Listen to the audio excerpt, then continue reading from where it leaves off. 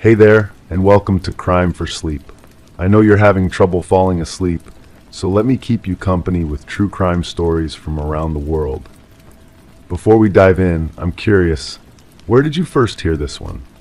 If you enjoy these stories, don't forget to like, comment, and subscribe. Now get comfortable, and let's get into tonight's case.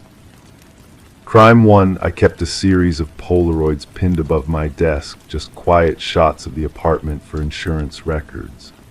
One evening I noticed something off in one of them, a chair that had never been there. I checked the photo drawer. More Polaroids had changed, furniture out of place, a coat hanging by the door I didn't own. In one there was a reflection in the mirror not mine. I thought maybe I had mixed them with someone else's, but the room was still unmistakably mine. And then I found a final photo, freshly printed, tucked in the back of the drawer. It showed me asleep, and something standing behind me, staring. The thing about memory is how unreliable it becomes when you need it most. I stared at those photos for what felt like hours, my fingers tracing the edges of each Polaroid until the white borders became soft and worn. The apartment smelled different that night, like someone else's laundry detergent, sweet and floral where mine was always unscented. I'd lived here for 3 years, knew every creak in the floorboards, every shadow cast by the streetlight through my bedroom window. But these photos suggested otherwise. I started documenting everything, every corner, every angle, every piece of furniture. The camera became an extension of my hand, clicking and whirring as each instant photo slid out warm and chemical sharp. I compared them obsessively to the originals, creating a timeline that made no sense. The chair in question was a wooden dining chair, nothing special, but in the photo it sat beside my bedroom door like it belonged there. I own no such chair. The building manager was a thin woman with nervous hands who chain-smoked in the lobby. When I asked about previous tenants, she avoided my eyes and spoke in fragments. The man before you, she said, he left suddenly, packed everything in one night, didn't even collect his deposit. She wouldn't say more, just shook her head and lit another cigarette. The smoke hung between us like an unfinished sentence. I found his forwarding address crumpled in the mailbox, written in hasty pencil on the back of a gas station receipt. The handwriting was careful, deliberate, like someone trying very hard to be understood. I drove to the address on a gray afternoon when the sky looked bruised and threatening. The house was small, set back from the road behind overgrown hedges. No one answered my knock, but the door was unlocked. Inside, the air was stale and thick. Dust motes danced in the weak light filtering through dirty windows.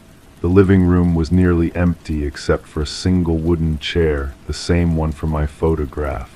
My skin prickled as I approached it, my footsteps echoing in the empty space.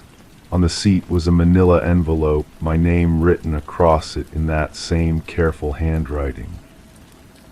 The envelope contained more Polaroids, dozens of them, all taken in my apartment but not by me. Photos of me sleeping, cooking, reading on the couch. Photos taken from impossible angles, as if the photographer had been standing in walls floating near ceilings. In each one I looked peaceful, unaware. But in the corners, in the reflections, in the spaces between shadows, there were other shapes, other presences. The last photo showed me from behind, standing at my bathroom mirror. I remembered that morning I'd been brushing my teeth, thinking about nothing in particular. But in the photo, my reflection showed something else entirely. I was smiling, but it wasn't my smile. My eyes were open, but they weren't looking at what I was looking at. They were looking directly at the camera, directly at whoever had taken the picture. I found him 3 days later at a coffee shop downtown, sitting in the corner booth like he'd been waiting for me. He was younger than I'd expected, with pale hands that shook slightly when he lifted his cup. He didn't seem surprised when I sat across from him, just nodded like we'd made an appointment. The photos, he said, they started for him the same way. Insurance documentation that became something else entirely. He told me about the feeling of being watched, about finding evidence of someone else's presence in spaces that should have been private, about waking up to discover his furniture rearranged, his belongings touched by unfamiliar hands. The Polaroids were just the beginning, he said. The proof that what he was experiencing wasn't madness, but something far worse. Someone with access, someone with patience, someone who enjoyed the slow dissolution of another person's sense of safety. We compared timelines, cross-referenced dates. The pattern was clear but impossible to accept. Each photo corresponded to a memory I had of being alone, of feeling secure in my solitude, but the images revealed the lie of that security. They showed me existing under constant observation, my private moments catalogued and preserved by someone who moved through my space like smoke, like shadow, like something that had learned to exist in the spaces between what I could see and what I could know. The authorities were polite but skeptical. The photos could be explained, they said. Trick photography, manipulation, an elaborate hoax designed to get attention or cause trouble. The previous tenant had made similar claims, they told me, before disappearing entirely. No crime had been committed that they could identify. No law had been broken that they could prosecute. I was advised to change my locks, install security cameras, consider finding a new place to live. But I knew that wouldn't be enough. The presence that had documented my life so carefully wasn't bound by locks or cameras or physical barriers. It existed in the gaps between certainty and doubt, in the spaces where memory becomes unreliable and truth becomes negotiable. The photos had changed overnight, but the watching had been going on much longer. The evidence was there, captured in instant film and tucked away in drawers, waiting to be discovered by the next person who thought they lived alone. I still have the chair. It sits in my new apartment now in a different city, beside a different door. Sometimes I photograph it just to see if it appears where I remember placing it. The photos are always accurate, always honest. The chair is exactly where it should be, casting the shadows it should cast, occupying the space it's meant to occupy. But occasionally, when the light is just right and the angle is perfect, I can see something else in those instant images. A suggestion of movement in the corner, a hint of presence just beyond the frame. The photos don't lie, but they don't tell the whole truth either. They capture only what exists in that single moment when the shutter clicks and the chemicals react and the image burns itself onto paper. What they can't capture is the feeling that comes after, the certainty that someone else was there, just outside the boundaries of what the camera could see, waiting for the perfect moment to step back into my carefully documented world. Crime 2, the kitchen always felt colder than the rest of the house. At first I blamed poor insulation. Then I moved the fridge and noticed a seam in the wall, a false panel. I pried it open and found a narrow passage. Dusty steps led down into a hidden space, small, padded, lined with soundproofing. A single chair bolted to the floor, facing a monitor that showed live footage of my living room. Someone had built a hidden viewing chamber. Judging by the cigarette butts and stains on the cushion, it had been used recently. I should have called the police immediately. Instead, I found myself frozen, staring at that screen showing my own couch where I'd eaten breakfast that morning. The cigarette smell was overwhelming, stale, mixed with something else I couldn't identify, something metallic and bitter that made my throat tighten. The monitor wasn't the only thing down there. A small notebook lay open beside the chair, filled with handwriting I didn't recognize. Times were logged, activities noted. Subject arrives home. Subject watches television. Subject makes phone call. The entries went back months, maybe longer. Someone had been documenting my life with methodical precision. My hands shook as I flipped through the pages. The handwriting was neat, almost feminine, but the observations felt clinical, detached.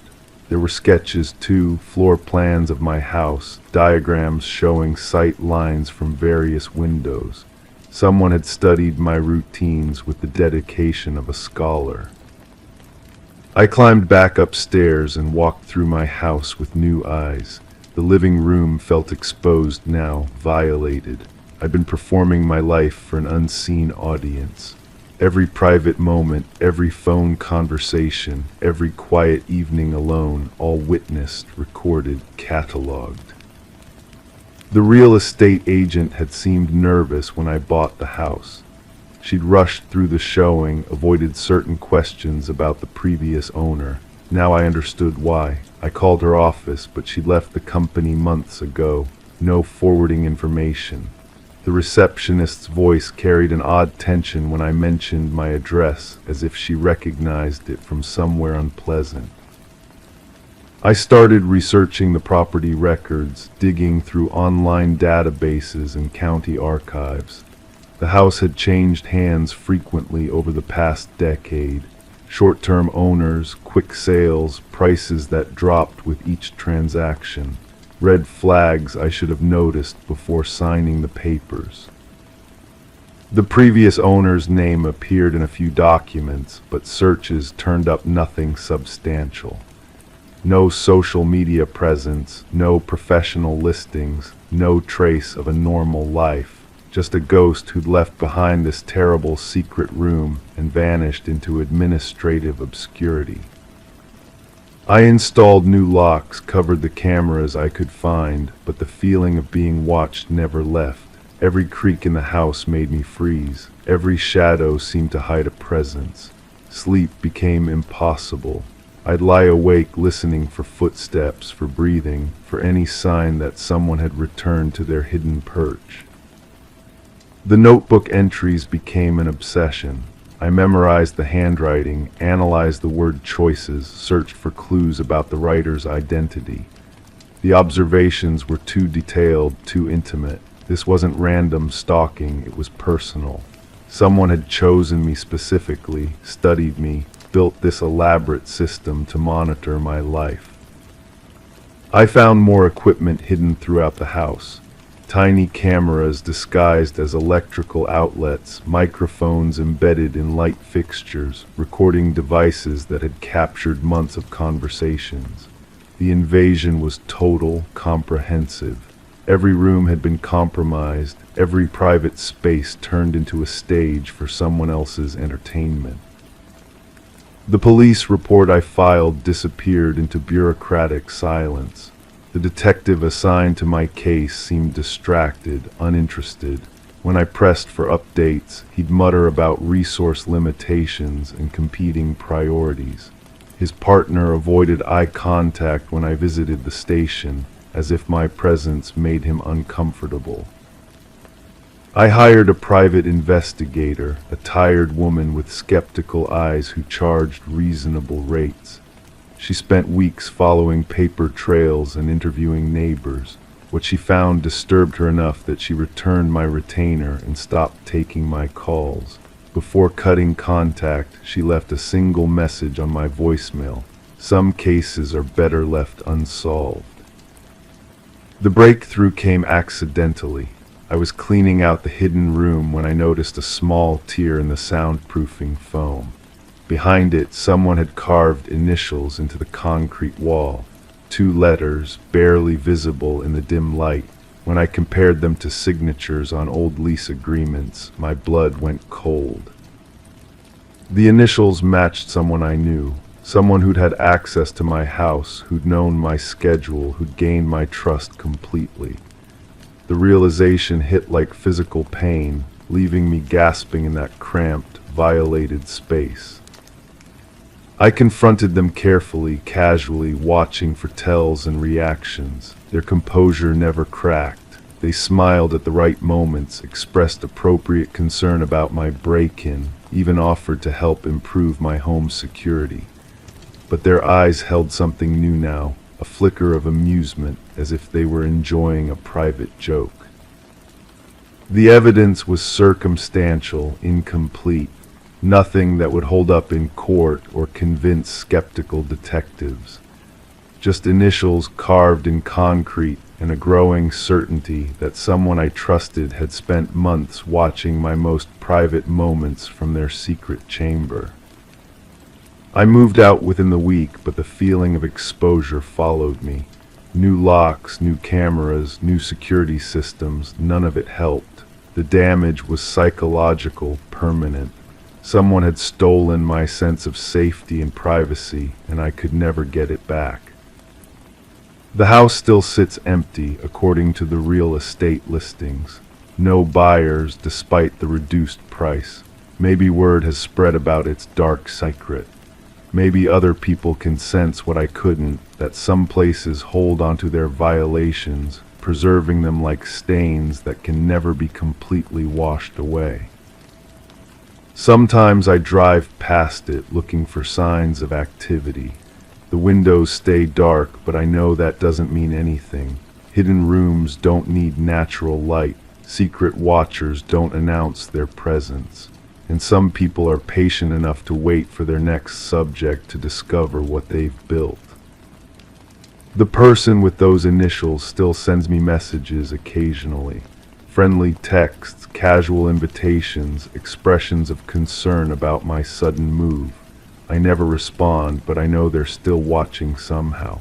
The feeling never leaves, that sensation of being observed, catalogued, studied by eyes I can't see.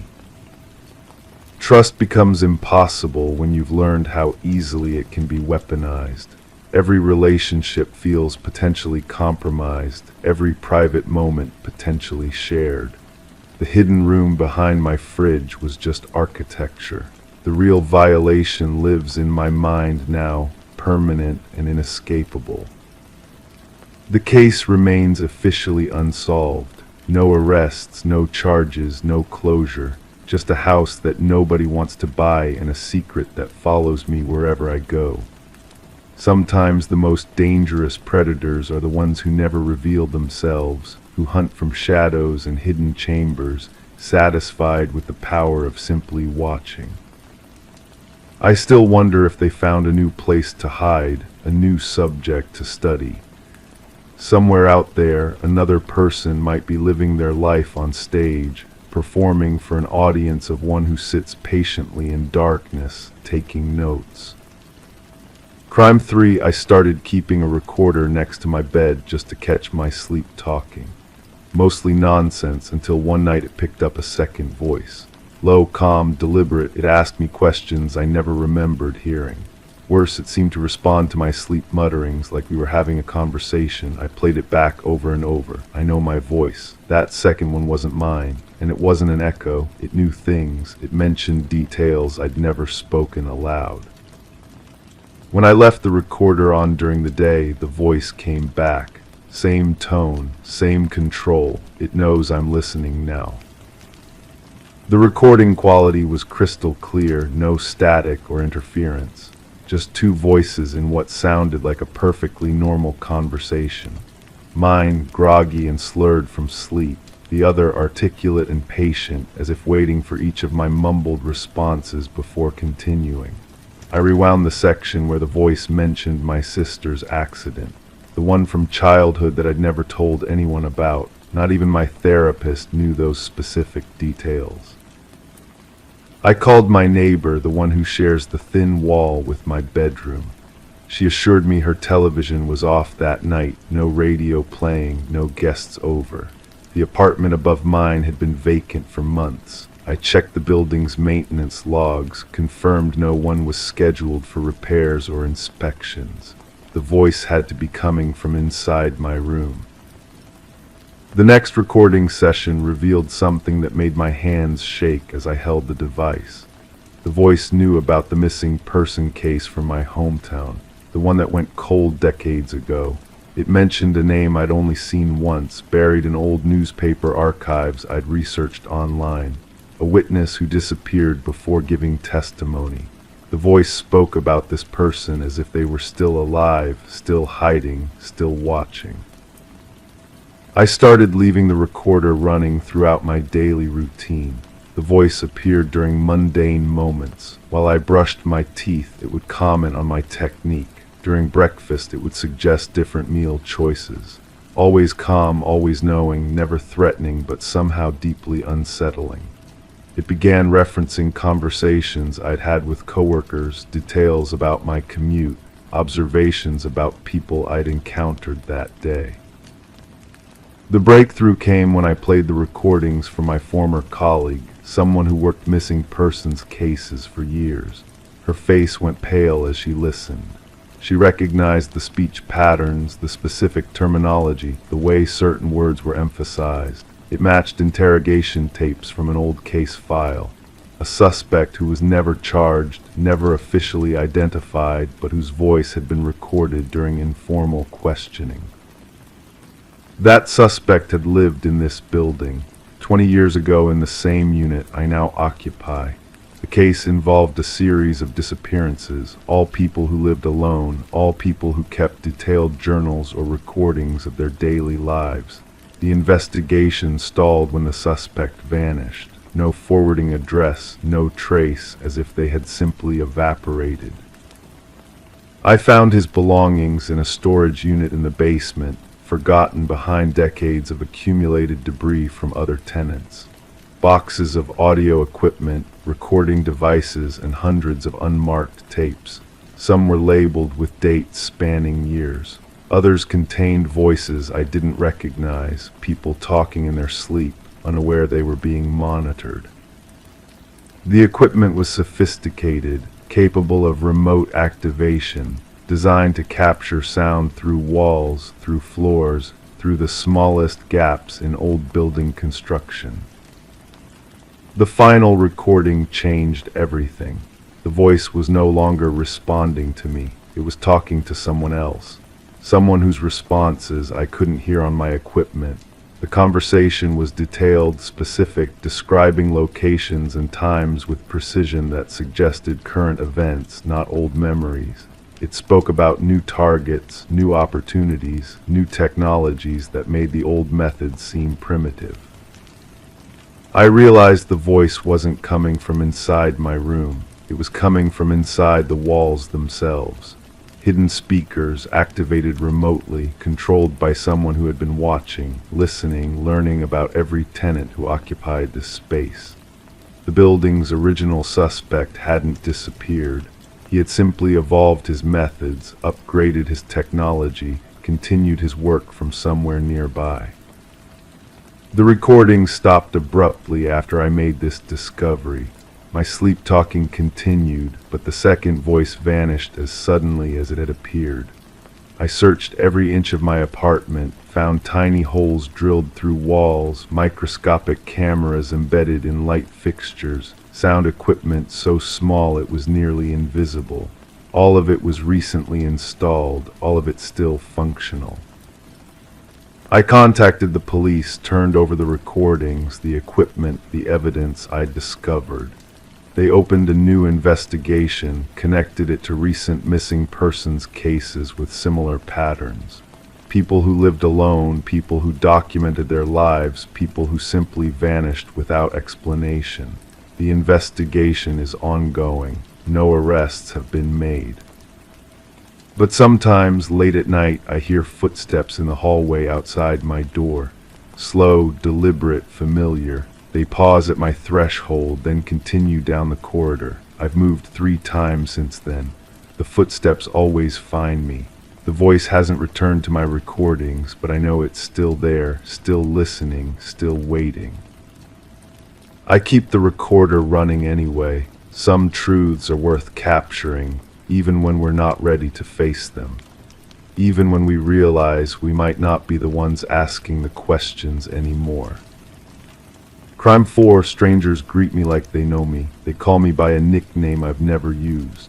One cashier asked why I was back so soon, said I'd just left wearing different clothes. I thought it was coincidence. Then I saw security footage of someone identical to me entering the building I work in. Same walk, same scar, but I hadn't been there that day. I followed the sightings. They always happened shortly after I left places. I'm being shadowed by someone who looks exactly like me. But they're not copying, they're rewriting my life. The first real clue came from my neighbor. She handed me a package that wasn't mine, addressed to someone with my last name but a different first initial. The handwriting looked familiar, too familiar.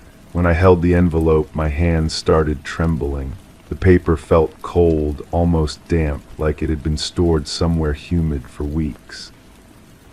I opened it anyway. Inside were photographs of places I'd been, but taken from angles I'd never seen. The coffee shop where I grabbed breakfast every morning, captured from across the street. My apartment building, photographed from the parking lot.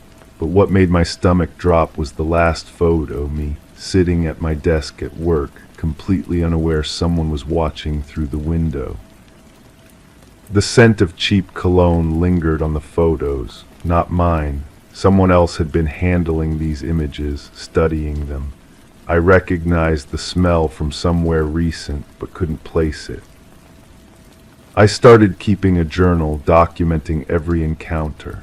Mrs. Henderson from the grocery store mentioned seeing me with someone who looked like family. She said we were laughing together like old friends, but I don't have siblings. I'm an only child, always have been. When I pressed her for details, she grew uncomfortable, said maybe she was mistaken. Her eyes avoided mine when she spoke. The pharmacy clerk pulled up my records and frowned, said I'd already picked up my prescription earlier that morning. But I was standing there, prescription slip in hand, knowing I hadn't been there before. She showed me the signature on her screen. It was perfect, every loop, every stroke identical to my own handwriting. My throat felt dry as I stared at it. That's when I decided to check my credit card statements. Small purchases I didn't remember making. A sandwich from a deli I'd never visited. Gas from a station on the other side of town. Movie tickets for films I'd never seen. Each transaction happened when I was somewhere else, with receipts that could prove my whereabouts. I contacted the bank. The representative pulled up surveillance footage from one of the gas stations. There I was, clear as day, pumping gas into a car I didn't own, but something was wrong with the image. The person moved differently, held their shoulders straighter. Their smile was wider, more confident than mine had ever been. The investigation became an obsession. I started visiting the places where sightings occurred, questioning anyone who remembered seeing me. A waitress at a diner described serving me breakfast with a woman she'd never seen before. Said I seemed happier than usual, more talkative. She remembered because I'd left a larger tip than normal. But I'd never been to that diner. I'd never met that woman. The breakthrough came when I found a voicemail on my phone from a number I didn't recognize. The message was brief, but the voice sent chills down my spine. It was mine, but not mine. The tone was different, more assured. The person claimed to be calling about a job interview I'd supposedly scheduled, an interview I knew nothing about.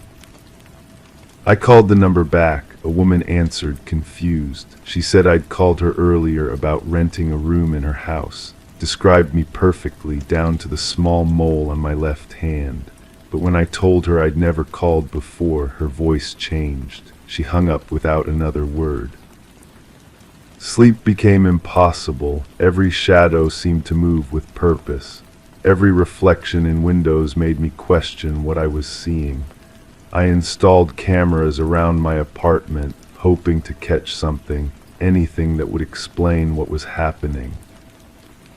The footage revealed nothing unusual during the day, but late at night, when I was supposedly asleep, the motion sensors would trigger. Empty hallways, undisturbed rooms, yet people continued to report seeing me during those exact hours, across town, living a parallel life I had no memory of. I hired a private investigator. She was skeptical until I showed her the evidence. The photos, the receipts, the witness statements. Her expression grew serious as she reviewed everything.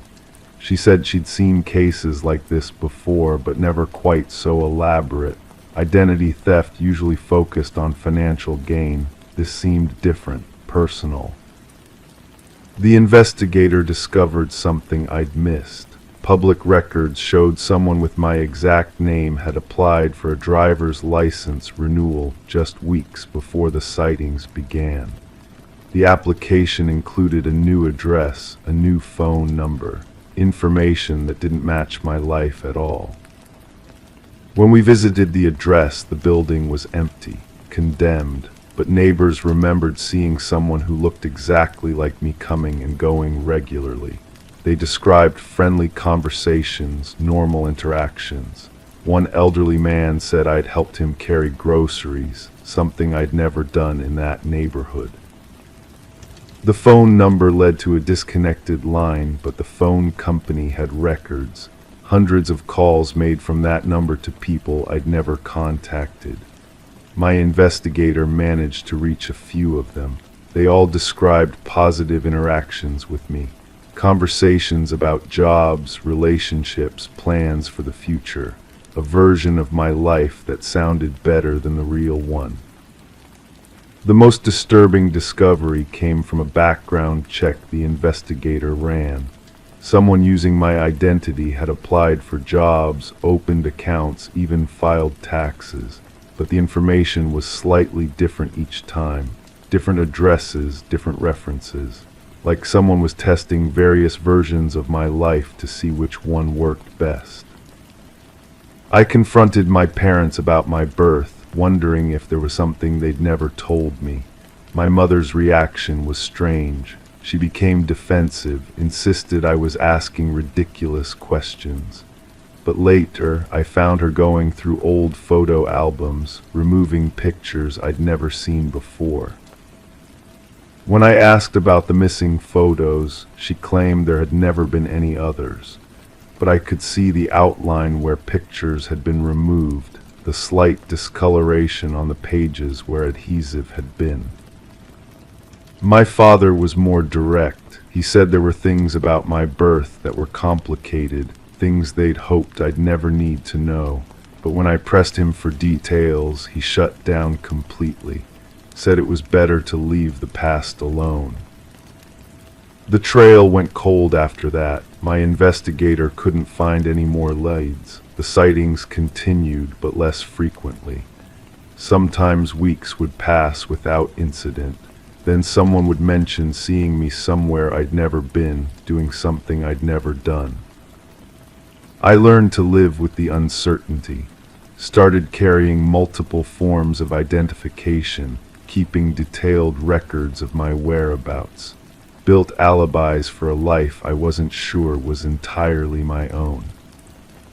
But late at night, when I hear footsteps in the hallway that sound exactly like mine, I wonder if the person living my other life is lying awake too, listening to sounds that might be me. And I wonder which one of us is real and which one is the shadow. The question haunts me because I'm no longer certain I want to know the answer. Crime 5, I bought the desk second-hand. It came with a locked drawer I couldn't open. I didn't think much of it until one day it slid open on its own. Inside were documents, surveillance notes, grainy photos, a crude map of my apartment. One envelope held hair, mine. Another contained receipts for things I never bought, knives, gloves, tape. I called the seller. The number was disconnected. I tried to burn the contents, but the next morning the drawer was full again. Same documents.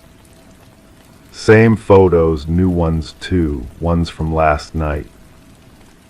The handwriting on the surveillance notes was cramped, methodical. Someone had been watching me for months before I even bought this desk.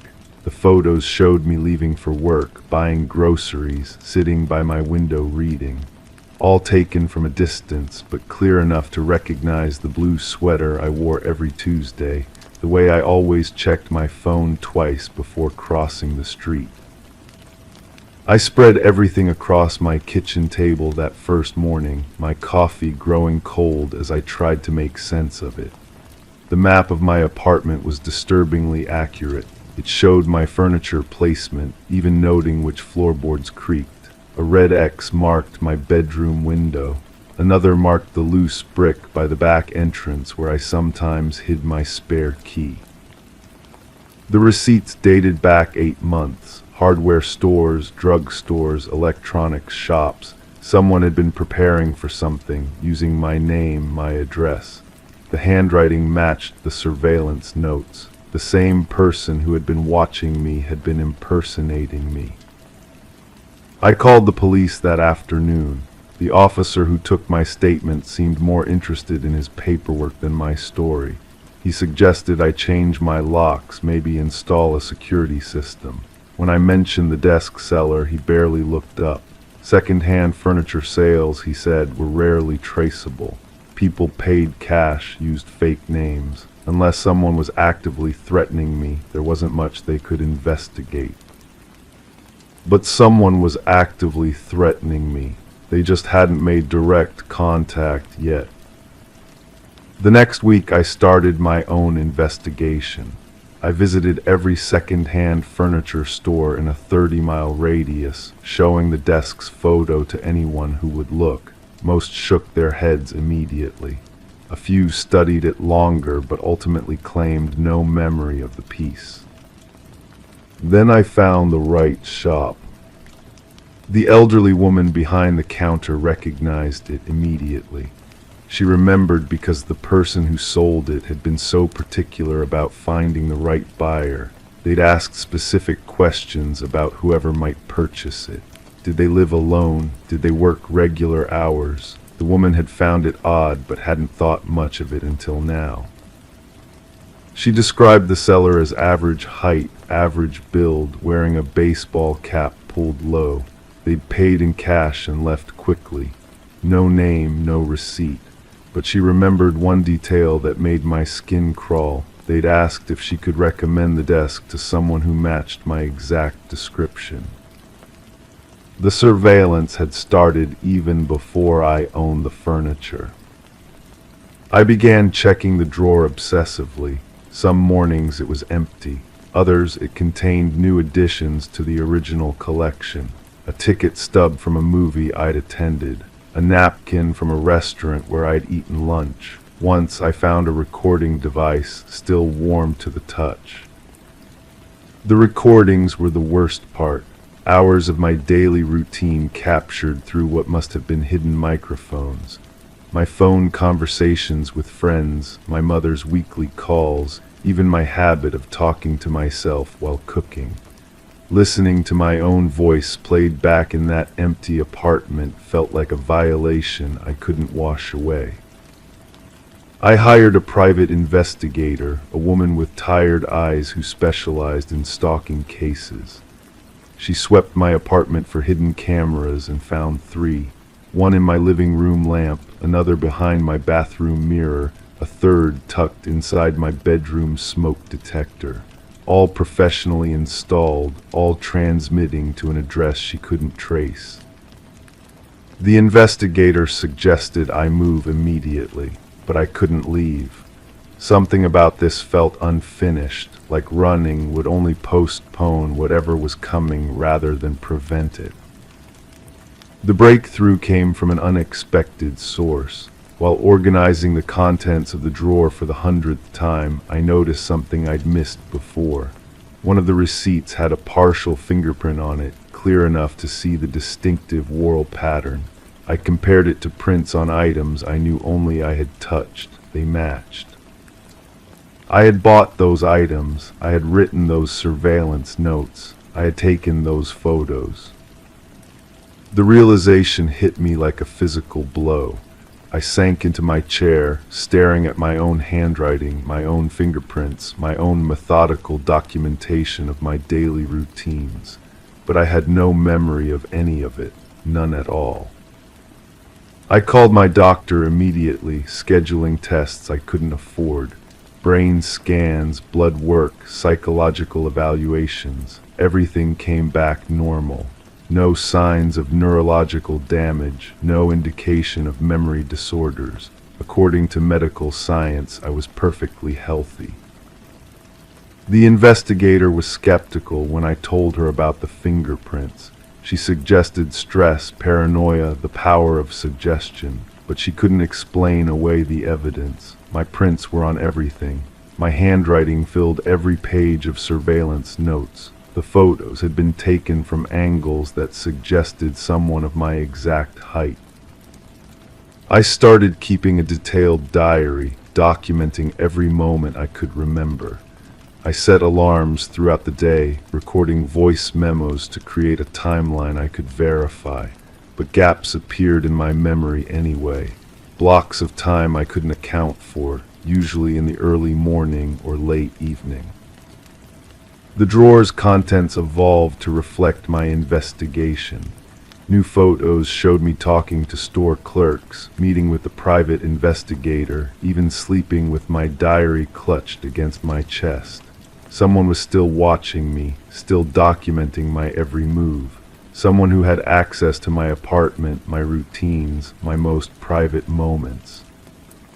Someone who might have been me all along. The final revelation came during a sleepless night when I decided to stay awake and watch the drawer. I sat in my kitchen with a clear view of the desk, determined to catch whoever was refilling it. Around 3 in the morning, my eyelids grew heavy despite my efforts to stay alert. I woke up 6 hours later at the kitchen table. The drawer was open. Fresh photos lay scattered across the desk's surface. Photos of me sleeping at that very table, taken from multiple angles with a camera I didn't remember owning. I found the camera in my closet, hidden behind winter coats I rarely touched. The memory card contained thousands of images spanning months, all of me, all taken by me, based on the angles and the reflection I caught in one frame, but I remembered none of it. The truth was becoming undeniable, even as my conscious mind rejected it. I was stalking myself. I was the one preparing for something terrible, using methods and dedication that my waking mind couldn't comprehend or remember. The question wasn't who was watching me. The question was what I was planning to do. Crime 6, the stain on the ceiling grew slowly, like it was alive. I assumed it was water damage until a chunk of plaster fell, revealing a plastic tarp above the tiles. I climbed up and found a small cavity, a space someone had used to hide things. Candy wrappers, torn clothing, a stack of photographs. Some of them showed me through windows. One showed my bed perfectly centered. On the back of each was a mark, a single number written in red. The last one had a message scratched in pen. You weren't supposed to find this. I sat on my bedroom floor, the photographs spread before me like cards in a sick game. My hands wouldn't stop shaking. The numbers on the back formed a sequence, 1, 3, 7, 12, 18. I counted forward and backward, searching for a pattern that might explain why someone had been watching me for what appeared to be months. The smell hit me then, sweet and cloying, like overripe fruit mixed with something medicinal. It clung to the photographs, to the torn fabric I'd found. I pressed one of the pictures to my nose and immediately regretted it. The odor was stronger there, embedded in the paper itself. I needed to know who had been in my house. The landlord was my first call, but his voice carried an odd tremor when I described what I'd found. He insisted he'd changed the locks when the previous tenant moved out, claimed no one else had access, but something in his tone made me press harder. The previous tenant had left suddenly, he admitted. Personal emergency, no forwarding address. The way he said it felt rehearsed, like he'd practiced this explanation. I hung up and examined the cavity again. The space was larger than I'd initially thought, extending beyond the visible opening. Using my phone's flashlight, I could see scratch marks on the wooden beams, deep gouges that suggested someone had spent considerable time up there. The plastic tarp was newer than the rest of the materials, recently installed. That night I couldn't sleep. Every sound seemed amplified. The house settled around me with creaks and sighs that I'd never noticed before. I found myself checking the windows, pulling curtains tighter, though I knew it was pointless. The photographs proved my privacy had been violated long before I discovered the evidence. The next morning I called the police. The officer who responded was younger than I'd expected, with tired eyes that suggested he'd seen too much already. He examined the photographs with latex gloves, his expression growing more serious with each image. "You said you live alone," he asked. I nodded. "How long have you been here?" "8 months. He made notes in a small pad. "We'll need to dust for prints, check for other evidence. This is clearly stalking behavior, possibly breaking and entering." But the investigation stalled almost immediately. The photographs showed no identifiable features of the photographer, no reflections, no shadows that might reveal height or build. The fingerprints lifted from the scene belonged to me, the landlord, and one unknown person whose prints weren't in any database. I began noticing things I'd overlooked before. Furniture that seemed slightly out of place, books on shelves that weren't quite aligned as I'd left them. The feeling of being watched didn't disappear with the discovery of the photographs, it intensified. I started documenting everything, taking pictures of rooms before I left the house, measuring distances between objects, creating a record of my own space. The process became obsessive, but it revealed a pattern. Items were being moved, but so subtly that I dismissed it as my own forgetfulness. The breakthrough came when I found the journal. It was wedged behind the water heater in the basement, wrapped in the same plastic material I'd found in the ceiling. The handwriting was careful, methodical. Page after page detailed my routines, my habits, my visitors. The author knew when I went to work, when I returned, what I ate for dinner. They knew about my insomnia, my preference for keeping certain lights on at night. But the most disturbing entries weren't about observation, they were about intervention. The author described moving items in my house, adjusting thermostats, leaving subtle signs of their presence. They called it maintaining connection. One entry made my blood freeze. Subject shows signs of increased awareness. May need to escalate contact protocols. The date was 2 days before I'd found the photographs. I realized then that discovering the ceiling cavity hadn't been an accident. The growing stain, the falling plaster, it had all been orchestrated. Someone wanted me to find those photographs, but why? I called the detective assigned to my case, but he seemed less interested than before. Budget constraints, he explained. Limited resources for cases without clear suspects or immediate danger. He suggested I consider moving, installing better security, being more careful about my routines. That night I heard footsteps in the attic. I lay perfectly still, listening to the soft padding of bare feet on the wooden beams above my bedroom. The sounds moved slowly, deliberately, from one end of the house to the other. Then they stopped directly over my bed. I grabbed my phone and called 911, whispering my address into the receiver. The operator kept me on the line while patrol units were dispatched, but by the time they arrived, the sounds had stopped. The officers found no signs of forced entry, no evidence of an intruder. But I knew what I'd heard. The next day I had security cameras installed throughout the house, hidden models that would record continuously without obvious indicators. If someone was still coming inside, I would have proof. For 3 weeks the cameras recorded nothing unusual. I began to doubt my own senses, wondering if paranoia had taken hold completely. The detective suggested counseling, hinting that trauma could manifest in unexpected ways. Then I reviewed the footage from the night before. At first I saw nothing, just empty rooms, familiar furniture, the occasional play of shadows from passing cars. But something made me rewind and watch again. That's when I noticed it, a section of video that seemed to skip, jumping forward by several minutes without any obvious cause. The timestamp showed the gap clearly.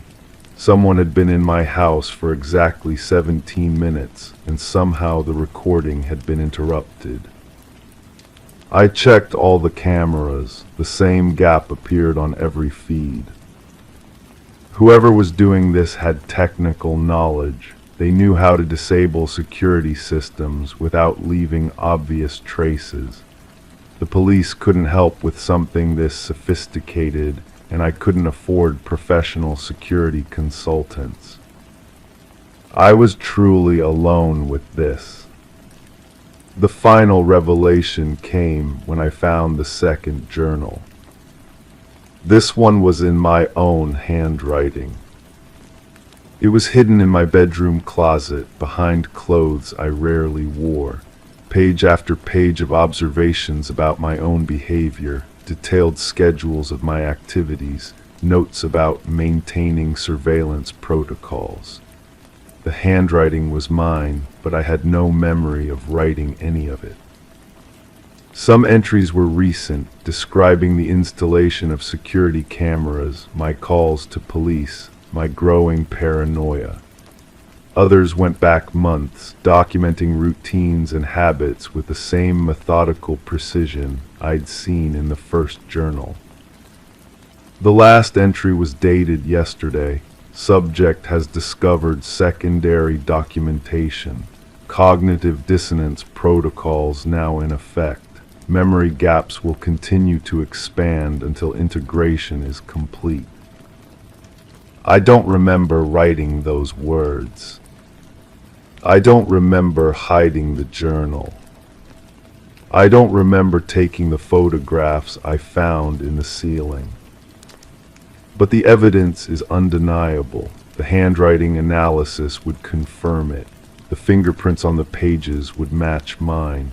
Even the security camera gaps make sense now. I would know exactly how to disable them without leaving traces. I've been stalking myself, documenting my own life, creating evidence of an intrusion that exists only in my fractured mind. The footsteps in the attic, the moved furniture, the feeling of being watched, all products of a consciousness that has somehow split from itself. The question that haunts me now isn't who has been watching me. It's whether the person writing this is the same person who lived through it. And if not, which one of us is real? Crime 7, it started with the front door. It jammed, then clicked smoothly one day as if it had been serviced. I hadn't called anyone. Then the bathroom lock clicked when I hadn't touched it. I checked the hardware. All the screws were different. The brand of the locks wasn't the same as before, and each had faint etchings on the inside. Codes, numbers, maybe coordinates. When I removed the handle from the hallway door, a wire dangled out, a tracker. Someone had swapped every lock with a version they could control, and they never tripped the alarm. The metallic smell hit me first when I walked into my building's basement storage. Sharp, chemical, like copper pennies left in bleach. I'd gone down to retrieve some old boxes, but the scent pulled me toward the utility room where the building's main electrical panel hummed. The door was slightly ajar. I pushed it open. Inside, cables ran everywhere they shouldn't. New wiring snaked through conduits toward the ceiling, disappearing into holes that definitely weren't there when I moved in. The installation looked professional, surgical even. Someone had spent considerable effort threading these connections through walls without disturbing the original structure. The work was too clean, too deliberate to be random.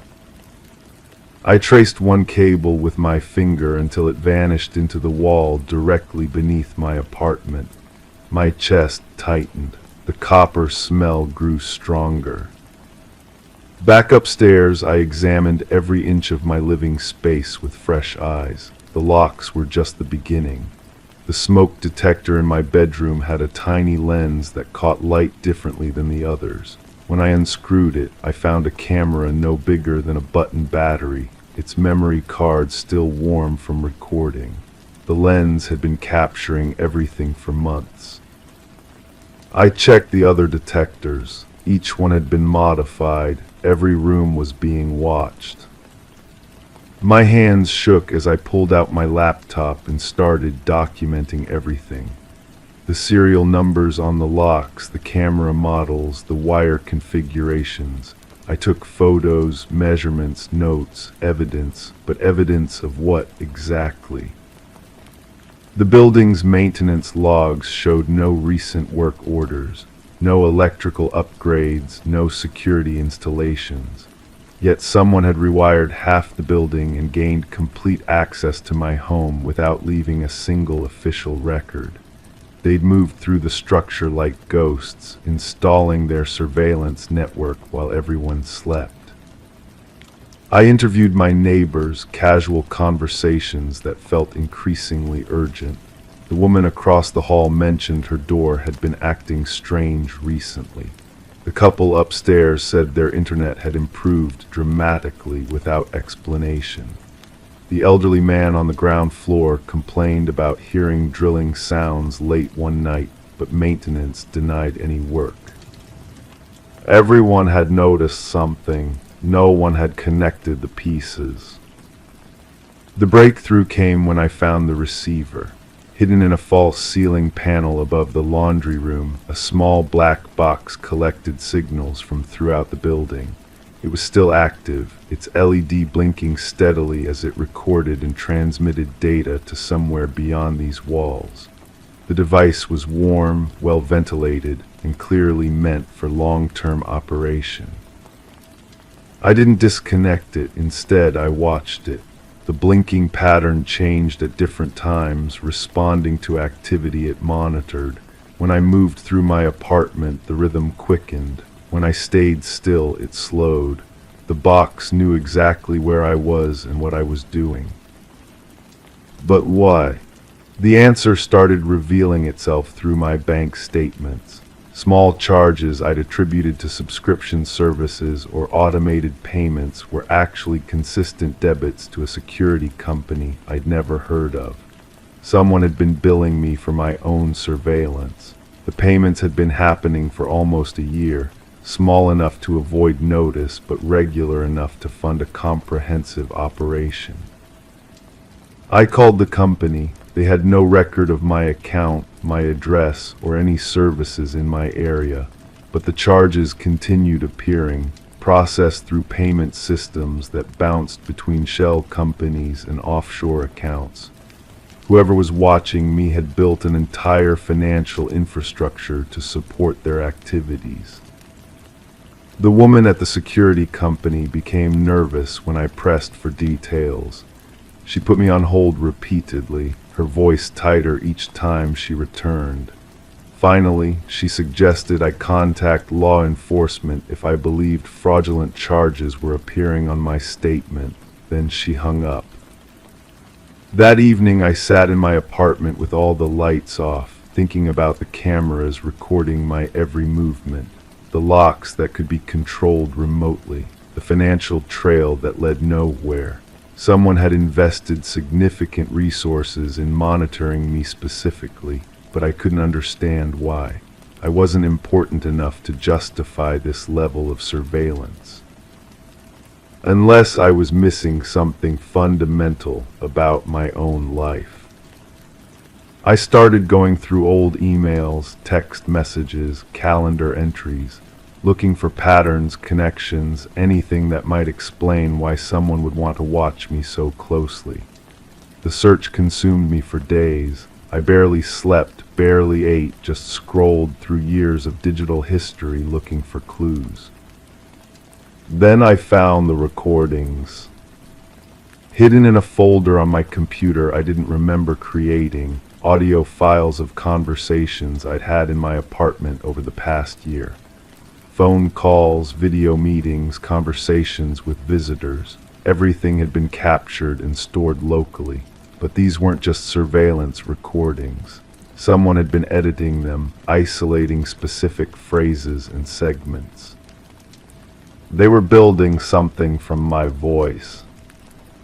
The files showed signs of manipulation, words spliced together in ways that created sentences I'd never spoken, questions I'd never asked, confessions I'd never made. Someone was constructing false evidence using hours of my recorded speech, crafting conversations that never happened but sounded completely authentic. I finally understood this wasn't random surveillance. Someone was framing me for something, methodically building a case using fabricated evidence harvested from my own home. The cameras, the microphones, the financial trail, all of it designed to create the appearance of guilt for a crime I knew nothing about. But what crime? The answer came in a phone call I wasn't supposed to intercept.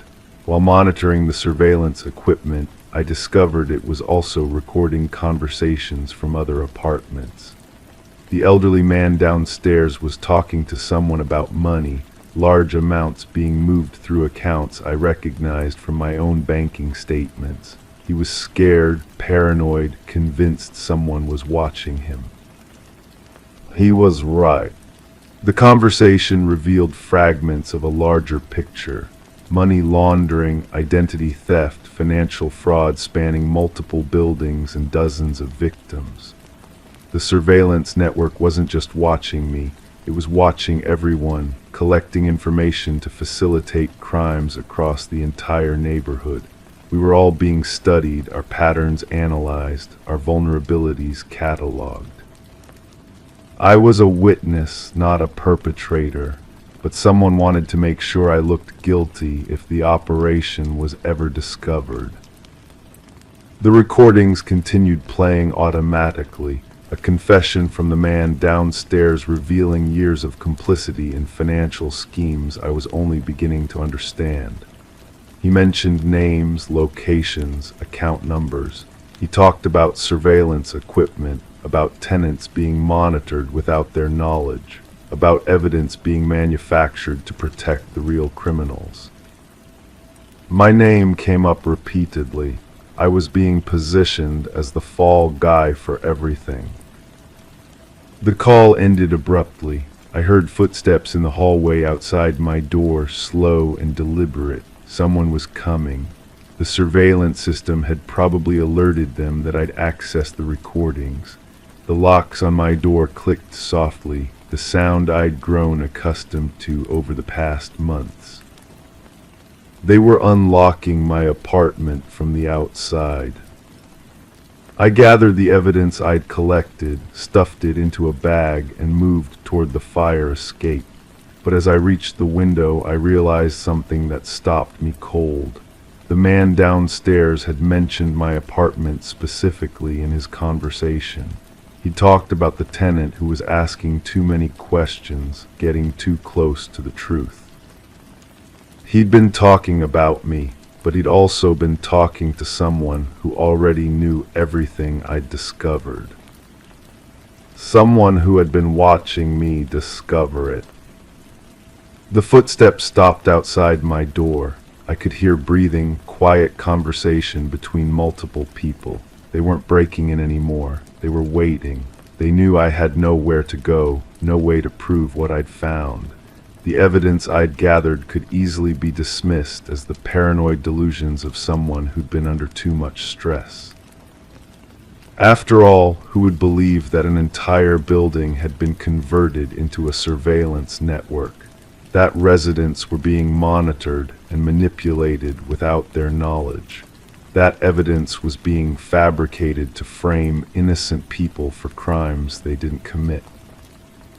The locks clicked again, but this time they were locking, not unlocking. I was trapped inside my own apartment, surrounded by the same cameras and microphones that had been recording my every move for months. The evidence of the conspiracy was still there, still active, still gathering information about everything I did. But now I understood it would never be enough to prove my innocence. The system was too comprehensive, too professional. Whoever had built it had planned for every contingency, including the possibility that someone would figure out what was happening. They'd been ready for me to discover the truth. They'd been counting on it. The breathing outside my door faded away, footsteps retreating down the hallway. I was alone again, but the surveillance network continued blinking, continued recording, continued building its case against me. The locks had been replaced because someone needed complete control over my environment. They still have it. Crime 8, behind the clothes, hidden behind old coats, I found a wooden hatch sealed shut with nails and glue. It wasn't on the floor plan. I removed the barrier, pried it open, and found a tunnel dropping into darkness. At the bottom was an old metal chair, restraint still bolted to the arms. The walls were padded with what looked like insulation foam and old blankets. Someone had spent time down there. The worst part, fresh footprints, bare, human. Leading toward the chair, but none coming back out. I should have called someone immediately, but I didn't. Instead, I crouched at the edge of that opening, breathing in the stale air that carried something else beneath it, something sweet and wrong. My hands shook as I gripped the flashlight, its beam cutting through the darkness below. The house had been a deal too good to pass up. The previous owner died of natural causes, the realtor assured me, an elderly woman who lived alone for decades. Clean title, no liens, no complications. What she didn't mention was the smell in certain rooms that never quite went away, no matter how much I scrubbed. I descended into that space with my phone recording everything. The chair sat in the center like an altar. The restraints were worn smooth, the metal polished by repeated use. Around the perimeter I found remnants of meals, empty water bottles, medication containers with labels scraped off. Someone had been kept here, recently. The footprints bothered me most. They were small, almost childlike, but the depth suggested an adult, someone walking carefully, deliberately. The trail led directly to the chair and stopped. No scuff marks from a struggle, no signs of panic, just methodical steps toward captivity. I photographed everything before climbing back up. That first night I couldn't sleep. Every creak of the house felt like movement below. I kept checking the hatch, making sure it was still open, still empty. But the smell lingered in my nostrils, that sweet wrongness that made my stomach turn. The next morning I started asking questions. The neighbor across the street had lived there for 30 years. She remembered the previous owner as quiet, kept to herself. But she also remembered visitors, always at night, always alone, always leaving before dawn. I pressed her for details. She described a pattern that had continued for years. A car would pull up after dark, someone would go inside, hours later they would leave. But sometimes, she noticed, the car would arrive with one person and leave empty. Those nights she heard muffled sounds through her bedroom window, sounds she tried to forget. The police records showed no missing persons reports filed in the area, no complaints about the address. The previous owner had been a model citizen, quiet, helpful, the kind of neighbor who brought cookies to new residents and volunteered at community events. I spent days in that basement, measuring dimensions, examining every surface. The padding on the walls was professional grade, the kind used in recording studios. It would muffle sound completely. The drainage system had been modified with new pipes leading to an unknown destination. Fresh concrete had been poured in sections, creating a floor that could be easily cleaned. In the corner behind a loose panel, I found a journal. The handwriting was neat, methodical. Entries dated back years, documenting weights, measurements, behavioral observations. Clinical notes about subjects who were never named, only numbered. The final entry was recent, very recent. Subject 18 showed remarkable compliance, no resistance during final session. Transportation to permanent location completed successfully. Site preparation for subject 19 confirmed. I read that entry dozens of times, my hands trembling with each word. Subject 19. Someone was coming. Someone was already chosen. That evening I waited. The basement door remained open, my phone ready to record. If someone arrived, I would have evidence. I would finally understand what happened in this house. But as darkness fell, I realized something that made my blood freeze. The journal entries weren't just observations, they were instructions, a manual for someone else to follow. The previous owner hadn't been working alone. The sound of a car engine in the driveway broke the silence. Footsteps approached the front door. A key turned in the lock I had never changed. Someone else had access to this house. Someone who expected to find everything exactly as it had been left. I hid in the kitchen, watching through the window as a figure moved through my home with practiced familiarity. They knew exactly where to go. They headed straight for the basement, flashlight in hand, moving with the confidence of someone who had done this many times before. But the basement was empty. The hatch was open.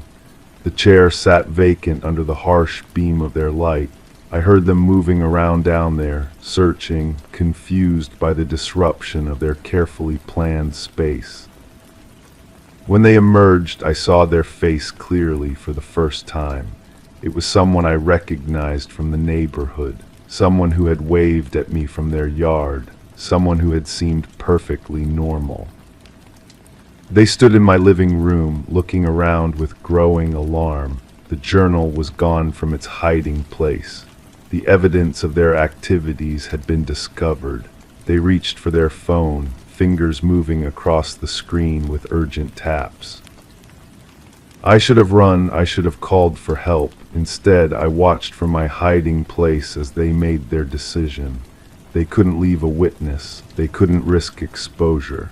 The pattern that had continued for years couldn't be broken now. The basement would have a new occupant after all. Subject 19 had been in the house all along.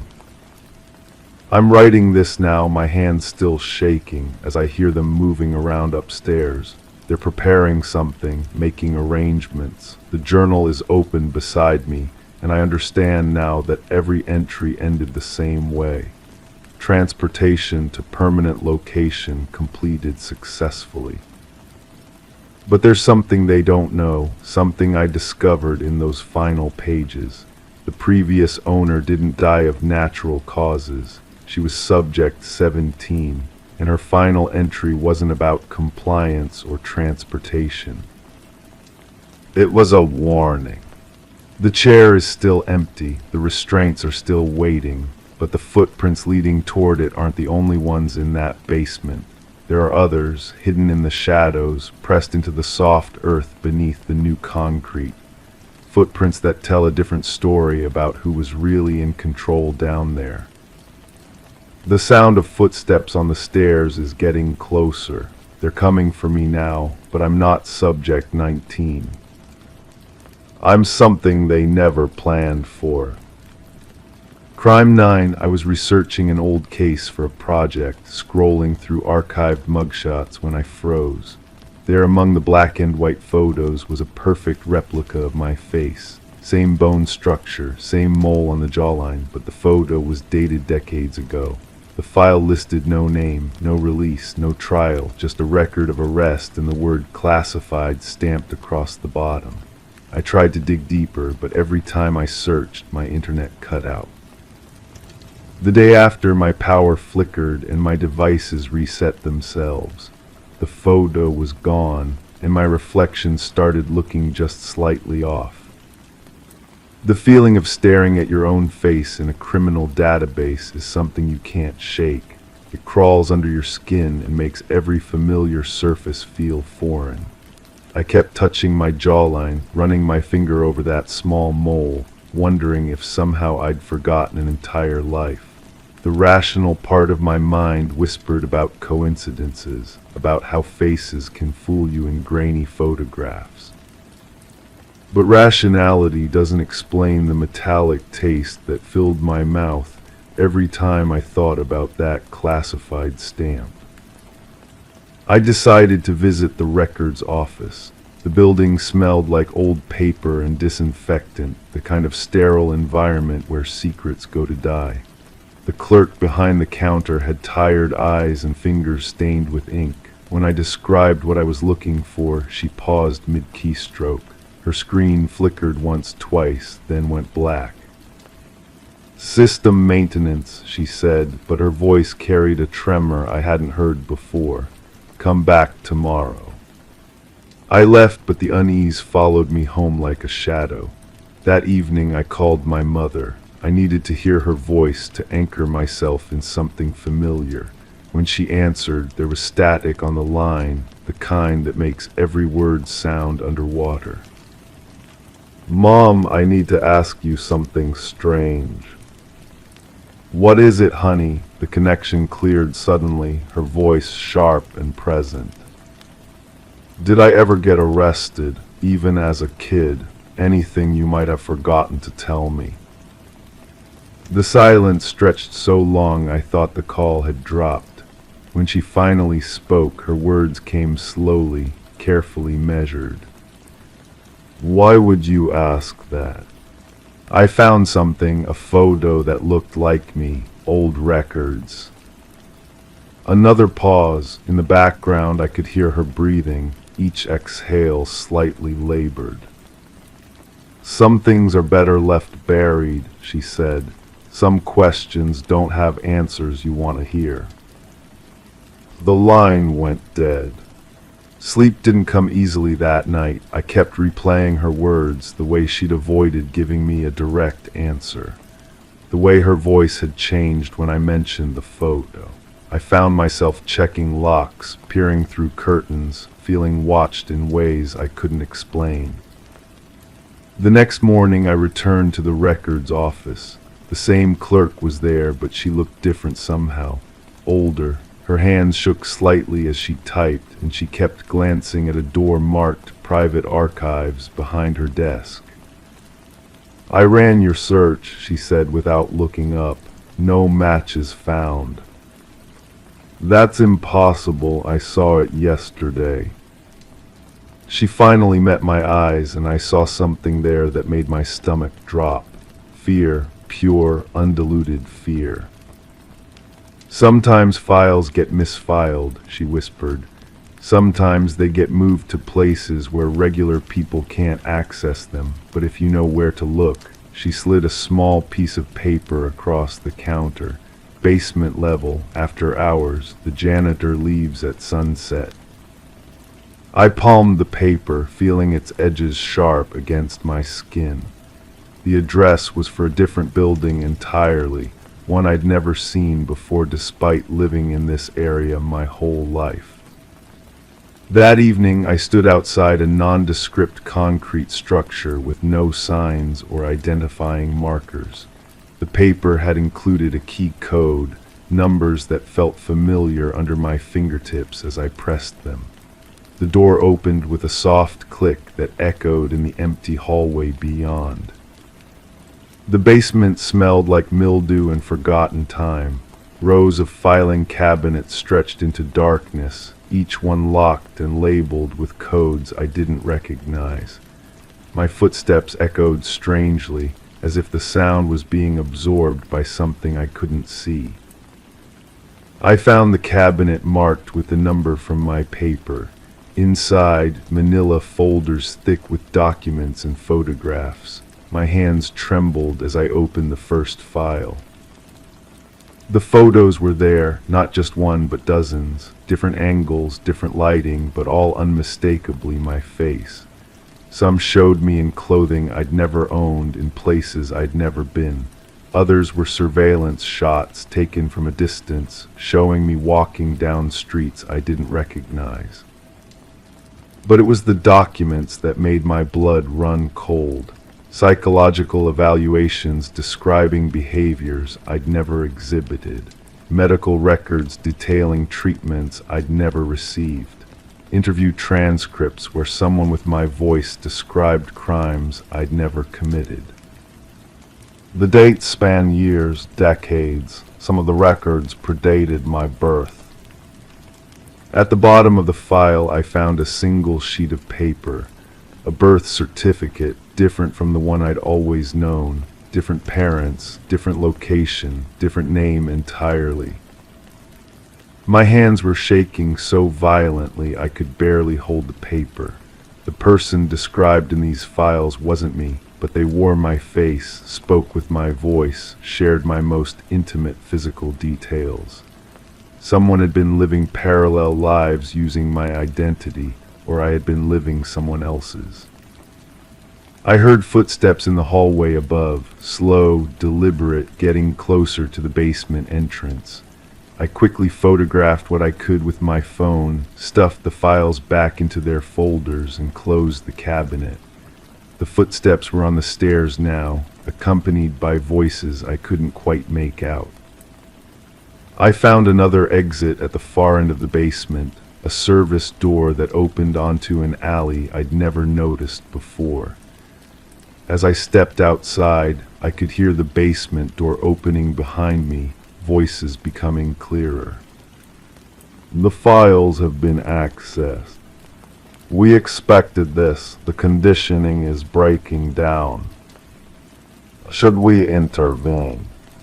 Not yet. Let them remember on their own. It's more effective that way. I ran until my lungs burned and my legs gave out, until I found myself in my own neighborhood, standing in front of my own house, staring at windows that suddenly felt like they belonged to a stranger. Inside, I developed the photos I'd taken. The images were clear, undeniable, but as I studied them, I noticed something that made my skin crawl.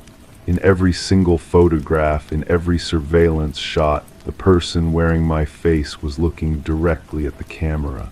Not just looking, but staring with an expression I'd never seen in any mirror. An expression of someone who knew they were being watched, someone who wanted to be caught. I checked my phone for the digital copies, but they were gone. Every single photo I'd taken had vanished from my device. The only evidence left were the physical prints scattered across my kitchen table, and even those seemed to be fading as I watched. My reflection in the kitchen window showed someone I almost recognized. Almost, but not quite. The bone structure was right, the mole was in the right place, but something in the eyes was different. Something that suggested I might not be the person I'd always believed myself to be. The worst part wasn't the questions. It was the creeping certainty that somewhere in another basement, in another file, someone else was staring at photographs of their own face and wondering if they were real. Wondering if any of us were real, or if we were all just echoes of something else entirely. I still check the records database sometimes, late at night when sleep won't come. The mugshot never reappears, but sometimes I catch glimpses of other faces that look almost familiar, almost like someone I should remember but don't. And every morning when I look in the mirror, I wonder if the person staring back at me is the same one who went to sleep the night before. The mole is still there in the right place, but sometimes, just sometimes, it seems to have moved just slightly to the left. Story 10. In the quiet stillness of the night, a phone call shatters the eerie silence. It wasn't just any call, it was a pocket dial, filled with static and muffled sounds that almost went unnoticed by the operator. But then a voice sliced through the chaos. A woman speaking in frantic whispers, "He's here."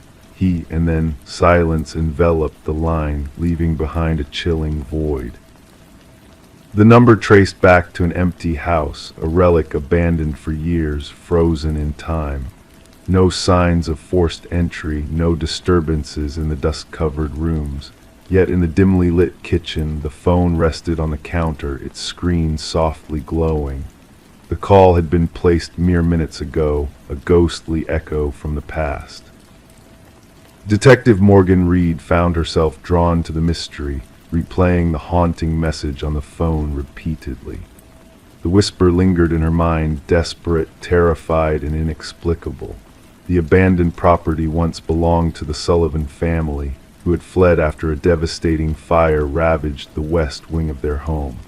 Since then, the house remained untouched, visited only by a caretaker who swore no one had trespassed within its walls. "Background check on the number," Morgan inquired, turning to her partner, Detective Walsh. The answer revealed a puzzling connection. The number belonged to Catherine Sullivan, the deceased daughter of the family, who had perished in a tragic car accident 3 years prior. As Morgan gazed at the phone nestled in an evidence bag, the pieces of the puzzle refused to align. A phone call from a dead woman's device, originating in an empty house, logic strained against the enigma. The forensic team unearthed no tangible leads, no fingerprints except for elusive smudges that defied identification.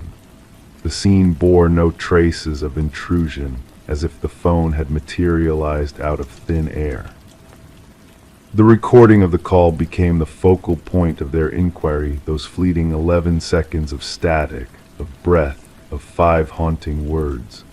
Voice analysis confirmed the eerie similarity to Catherine Sullivan's voice from archived videos with a staggering 98% certainty.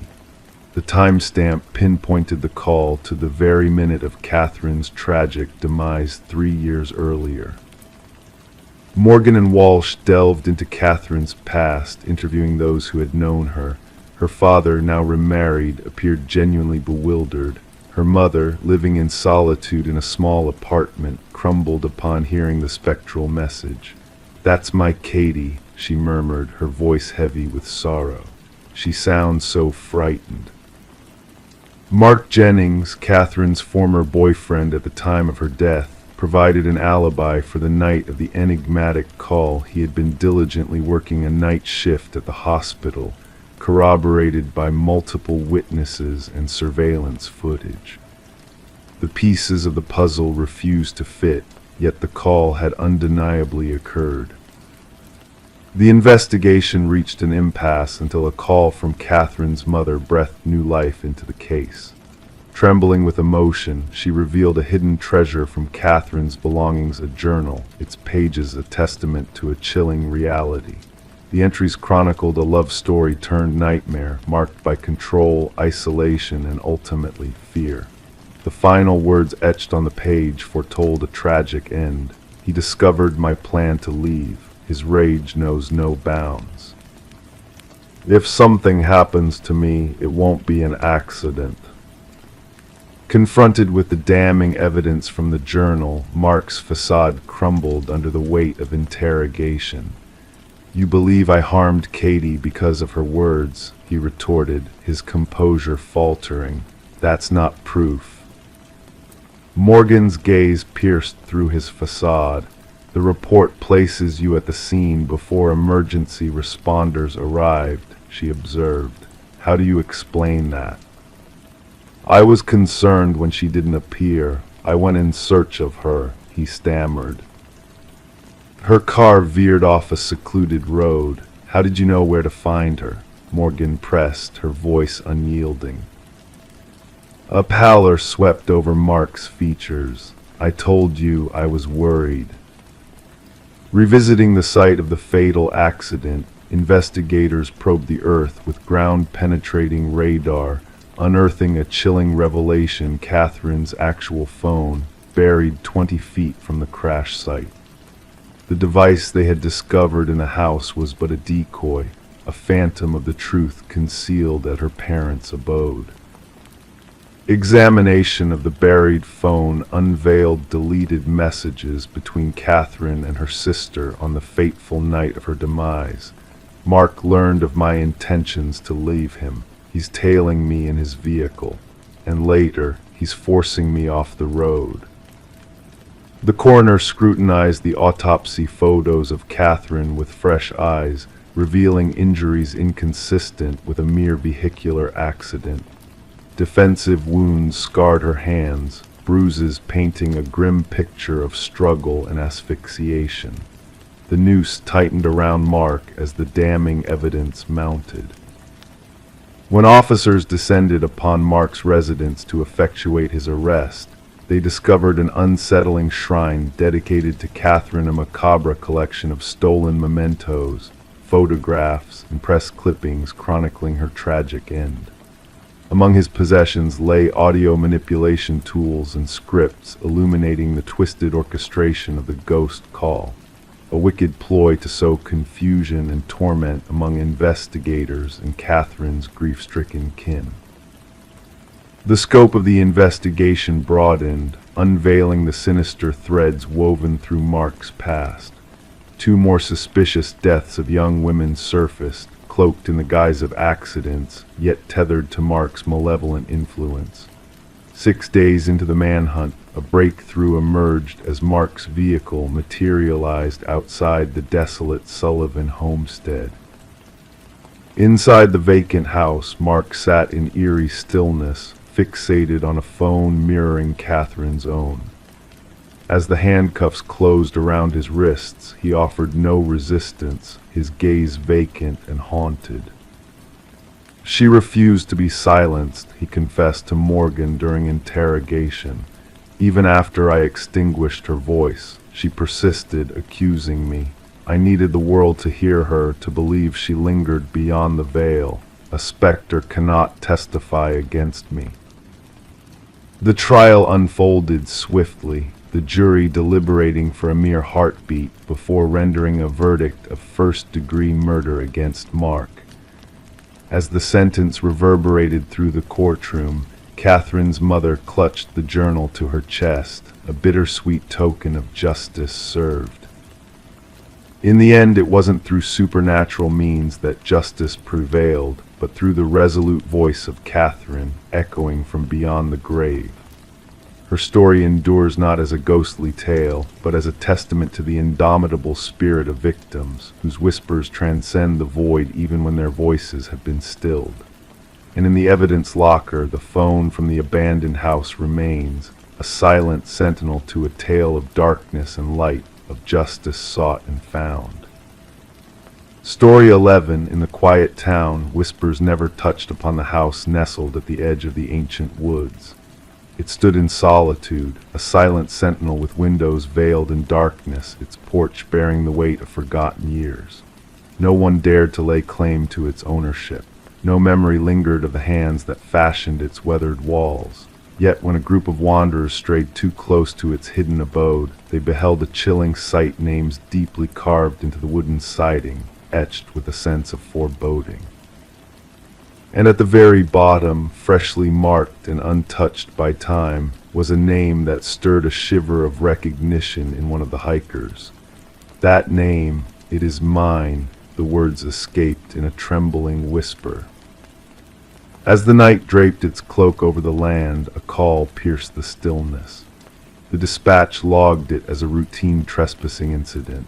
The voice at the other end belonged to Mason Wright, the leader of the hikers who had stumbled upon his own name engraved upon the forsaken dwelling. Expecting mere mischief or teenage antics, the responding officers ventured forth. What awaited them defied rational explanation. Detective Sarah Keller arrived as shadows danced upon the forest floor. Her flashlight pierced the darkness, revealing the weather-worn facade of the enigmatic structure. The names 27 in total etched vertically on the eastern wall, some almost faded into obscurity, others sharp as if freshly carved, and at the base, Mason Wright, the incision still redolent of sawdust. "I have never set foot in this place before," Mason's voice quivered in the chill night air.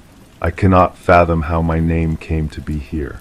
The inquiry commenced with thorough investigations into the background of each name inscribed upon the wooden canvas. The findings sent a chill down the spines of the detective team. Every name belonged to a soul reported missing over the span of 4 decades. Some cases lay dormant, forgotten. Others remained open wounds. Yet a common thread wove through each tale. The vanished ones had all trodden these woods alone. Forensic experts meticulously documented the carvings, noting the depth, technique, and erosion of each name. The eldest inscription, Rebecca Hansen, harkened back to a disappearance 37 years past. A young woman who ventured into the woods and never returned, leaving behind only a solitary hiking boot by a babbling stream. Mason's recounting remained unwavering. He bore no ties to this place beyond the chance trek with his college comrades. They had chosen the path randomly, guided by a fleeting online suggestion. His history yielded no connection to the other names adorning the desolate house. The focus shifted to Mason's companions. Emily Chen, the group's photographer, offered snapshots taken during their expedition. Upon scrutiny, analysts discerned a disconcerting presence, a blurred figure lingering in the background of 3 separate images. A tall, slender silhouette, always partially obscured by the woodland veil. "We saw no one else along our journey," Emily affirmed. "We would have surely noticed." Venturing into the abandoned interior, officers found a basement harboring a grim tableau. Possessions of the vanished hikers arranged meticulously on wooden shelves. Watches, backpacks, cameras, wallets, each item bearing a name corresponding to those on the exterior wall. Bloodstains, invisible to the naked eye, emerged under the scrutiny of ultraviolet light on the basement floor, a macabre testimony to efforts of a meticulous cleaner. Though no bodies lay interred beneath the dwelling, cadaver dogs signaled insistently towards the dense heart of the forest beyond. Amidst the escalating probe, Detective Keller noted a shift in Mason's demeanor. He reported eerie incidents, whispers in the night, fresh footprints leading to his door but not away, phantom figures watching from the shadows. Assigned protection, Mason's paranoia burgeoned. A breakthrough surfaced when buried land records unveiled the house's former owner, a recluse named Victor Blackwood. Rarely glimpsed by neighbors, he loomed tall and gaunt, evading society's gaze. Blackwood vanished 15 winters past, his departure unmarked by official inquiry. With a warrant secured, Detective Keller delved deeper into the surrounding wilderness. A search party unearthed rudimentary hunting blinds scattered strategically along frequented trails. Within one blind, a journal lay nestled, chronicling meticulous observations of hikers, their habits, gear, and routes. The writing evolved from hunting animals to hunting human quarry, detailing selection criteria and stalking techniques. The manhunt for Blackwood ignited a multi-jurisdictional pursuit, utilizing aerial scans and ground teams scouring every nook and cranny. Yet the quarry remained elusive. Mason ceased all communication. Entering his vacant abode, officers discovered a chilling message on his bedroom wall, freshly etched. The hunter becomes the hunted. Weeks passed in fruitless pursuit of Mason. In a subsequent sweep of Blackwood's domicile, forensic technicians uncovered a concealed workshop behind a false wall. Woodworking implements, preservatives, and a freshly carved name awaited discovery, a name familiar to Detective Keller. It belonged to the lead forensic expert who had probed the dwelling. The expert, ailing and unreachable, had vanished without a trace. A vigilant watch encircled the house, surveillance systems primed for any intrusion. 3 nights hence, sensors blared an alert. Cameras captured a figure emerging from the forest's depths, impossibly tall, unnaturally slender, moving with an eerie grace. As tactical units closed in, the cameras faltered, briefly losing sight. When vision returned, the figure had melted into the shadows. The house endures under ceaseless vigilance. Mason and the missing technician remain elusive. The investigation persists, drawing fresh resources as tales of similar vanishings echo in distant woods. The names etched upon the wall weave a haunting legend among law enforcers. Some shun the very mention of them. Others steer clear of the enigma entirely. And local hikers avert their gaze, fearful that a mere whisper of the house might add their names to that dread roster, the names unspoken. Story 12. The old Polaroid had weathered decades, capturing a forgotten birthday. Faces frozen in smiles, candles flickering innocently, nothing out of the ordinary. But when the daughter inherited the box of ancient photos, a chilling discovery awaited her. Among the familiar scenes, a shape lurked in the background, just beyond the group. A man shrouded in shadow, lingering on the fringes of the candle's glow. He did not belong to the family. No recollection tied him to the gathering. Yet with each photo he drew nearer. Sarah Winters stumbled upon the collection while sorting through her late mother's attic. A simple cardboard box labeled Memories unveiled a trove of faded snapshots chronicling past family joy. What should have brought solace soon turned into the inception of a haunting riddle. In the initial photo, he was barely discernible, a mere silhouette on the periphery during her 7th birthday celebration. The dark figure loomed by the glass door, features obscured, a silent observer. In the subsequent snapshot, taken moments later, he had ventured inside. By the 3rd image, he hovered behind her uncle, unnoticed by all captured in the frames. Trembling, Sarah contacted her father, seeking answers. "Dad, who is this man in the background of these photos?" A pregnant pause followed, then a sharp gasp. "What man? There should be no one but family." Her father's voice quivered. Detective Marcus Reed attentively examined the photos spread across his precinct desk, rain tapping against the windows, casting dancing shadows. His weathered hands traversed each image methodically, a glint of intrigue in his eyes. "No one recognized this individual?" he inquired, voice even but intrigued. "No one," Sarah affirmed, arranging the photos in a chronological sequence. The detective leaned in, the chair protesting his weight. What initially seemed like paranoia coalesced into a chilling reality before his eyes. The figure advanced methodically through the party, inching closer to the children in each successive photo. In the final frame, he loomed directly behind Sarah's youthful form, a pale hand reaching out just beyond the frame's edge. "The photographer," Reed ventured, skepticism tainting his tone. "My mother took these. She set the timer and stepped into the frame," Sarah clarified. Copies were made, a case file opened. The detective reached out to surviving party attendees. None could recall the mysterious man. No hired servers, no visiting neighbors. The secluded property had been chosen for its privacy. Facial recognition yielded no results, the figure expertly obscured in every shot, as if cognizant of the camera's lens. Yet a practiced intentionality lingered in his posture. The inquiry would have stalled if not for Sarah's discovery of more photos in other family albums.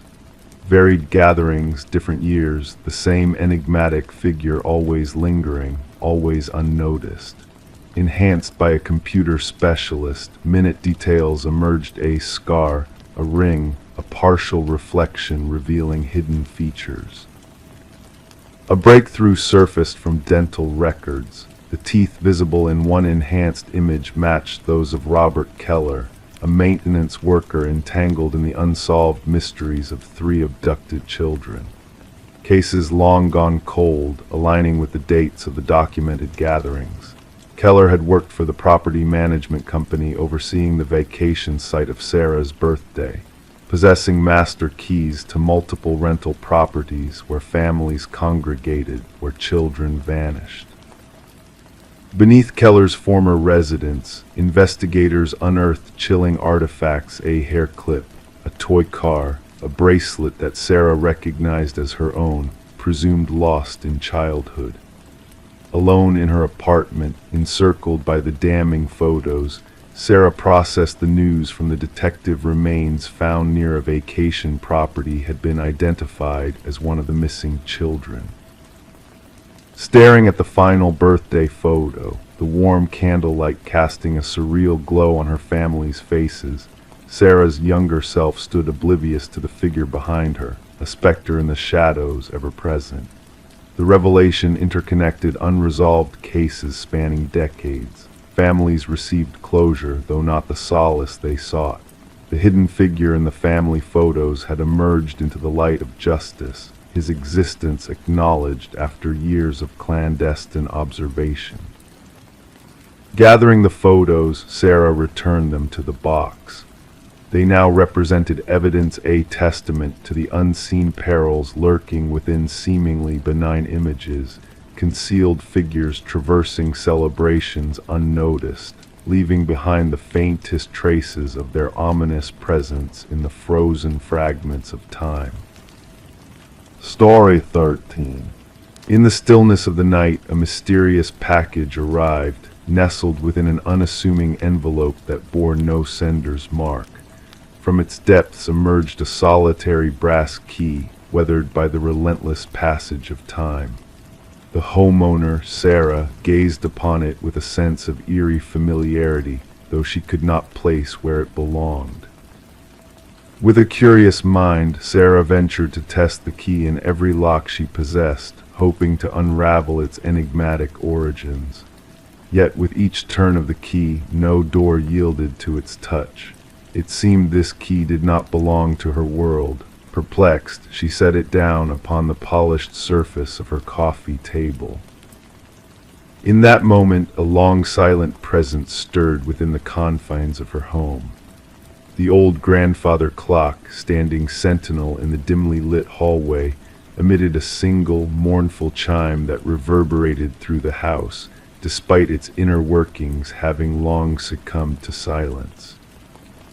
Sarah's heart quickened with a mix of apprehension and curiosity. This strange occurrence could not be ignored. She sought the counsel of the authorities, sharing her tale of the inexplicable key and the haunting chime that echoed through her home. Initially met with skepticism, the responding officer attempted to dismiss Sarah's concerns as mere happenstance, a key misplaced, a message gone awry. Yet Sarah's intuition whispered a different truth, a truth that refused to be silenced. Reluctantly, the officer accepted the key into evidence, its significance unbeknownst to him at the time. The key found its way into the hands of Detective Robert Harmon, a seasoned investigator with a keen eye for unraveling the tangled threads of seemingly innocuous beginnings. As the brass key rested upon his desk, its unassuming presence belied the weight of the mysteries it held. Delving into Sarah's background revealed a life untouched by criminality, a retired teacher, a widow, a mother, a woman whose quiet existence had been disrupted by the arrival of a key that bore no place in her reality. Forensic examinations uncovered no fingerprints save for Sarah's own, no clues within the generic postmarked envelope, no DNA to trace back to a sender. The key itself, a common schlage, bore the scars of time and use, hinting at a past obscured from view. A breakthrough emerged when Detective Harmon, following a hunch, ran the key's unique pattern through the department's database. A cold case, dormant for 7 long years, resurfaced a key that once unlocked a chamber of horrors, a storage unit harboring unspeakable truths. The investigation took a sinister turn as the key unraveled a tapestry of darkness woven by a shadowy figure known as Harold Jenkins.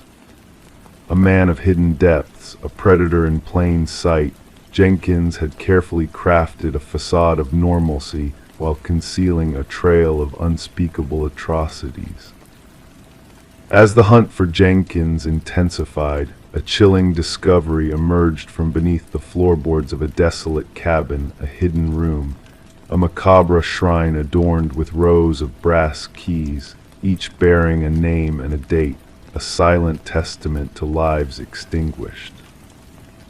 The manhunt reached a fever pitch as authorities closed in on Jenkins, a specter of malevolence fleeing into the wild embrace of nature's untamed beauty.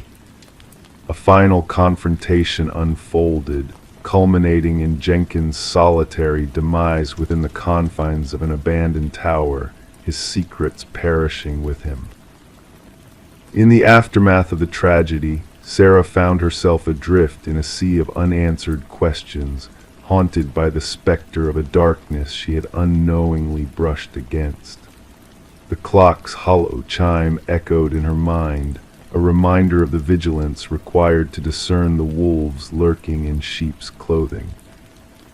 The case of the Keymaster sent shockwaves through the community, a stark reminder that evil often wears a mask of normalcy. Jenkins' twisted legacy left behind a trail of sorrow and loss, a legacy that scarred not only the victims, but also those who had crossed paths with his malevolent gaze.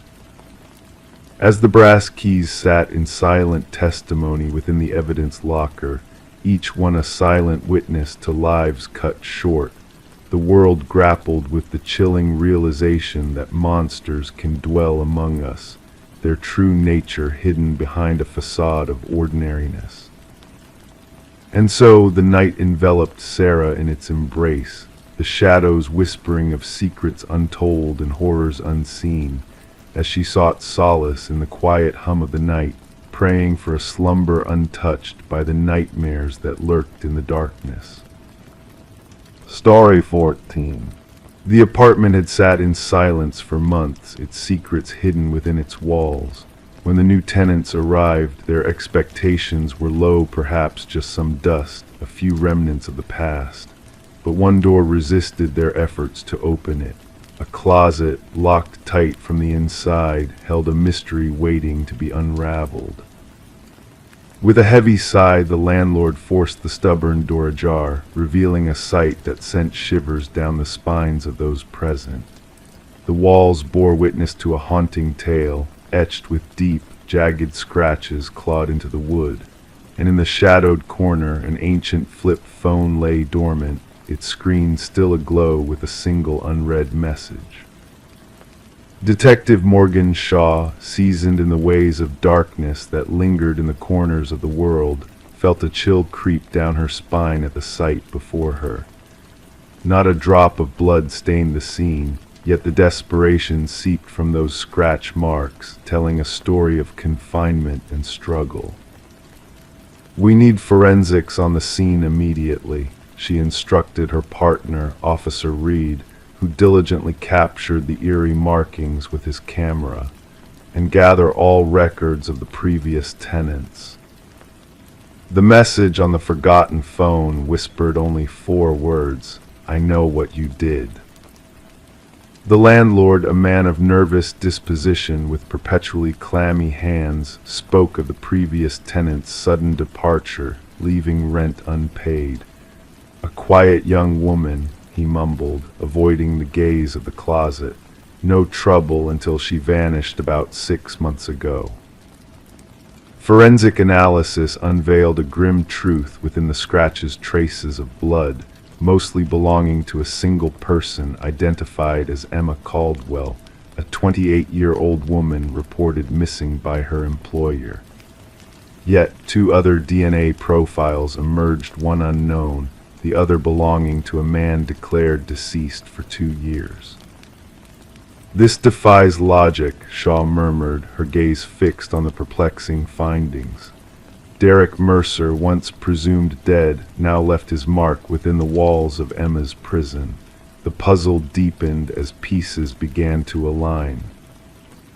Emma's apartment spoke volumes of an interrupted existence, frozen in time. Unanswered mail, a lone coffee mug abandoned in the sink, a meticulously made bed all painted a portrait of a life abruptly halted. Her phone records hinted at a mysterious figure, a new boyfriend shrouded in secrecy and intensity.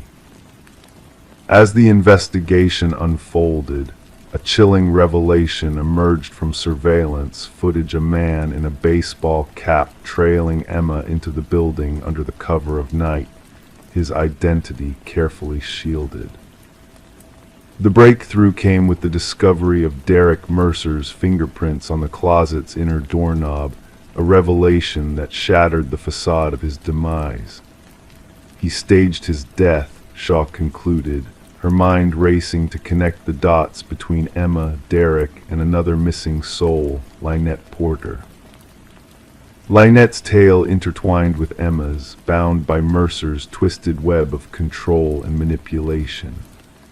The trail led to a secluded property owned by the Mercer family, where Lynette was found alive, yet a mere shadow of herself, confined in a space reminiscent of Emma's prison.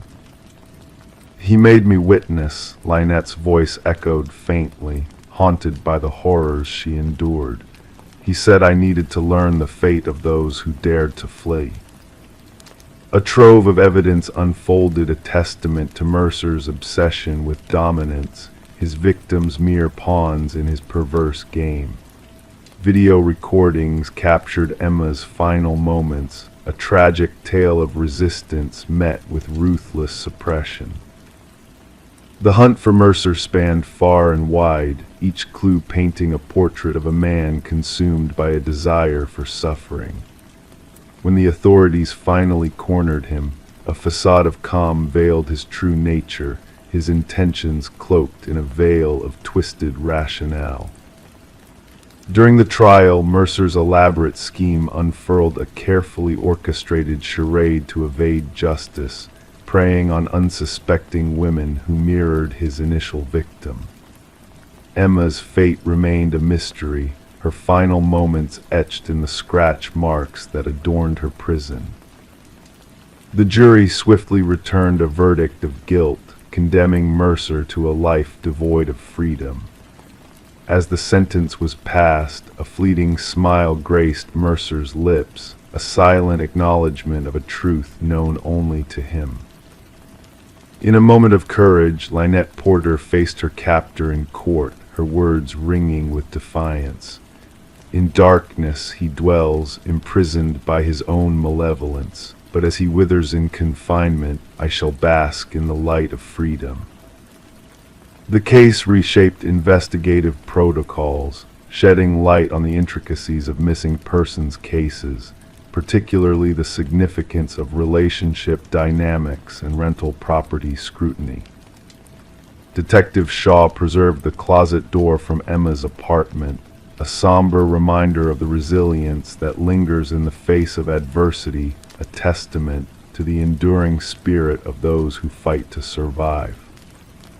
Story 15: The Enigmatic Doll. High up in the attic, tucked away beneath a worn-out blanket, a discovery awaited. It wasn't just any ordinary find, it was a porcelain doll, its fragile form hinting at age and secrets untold.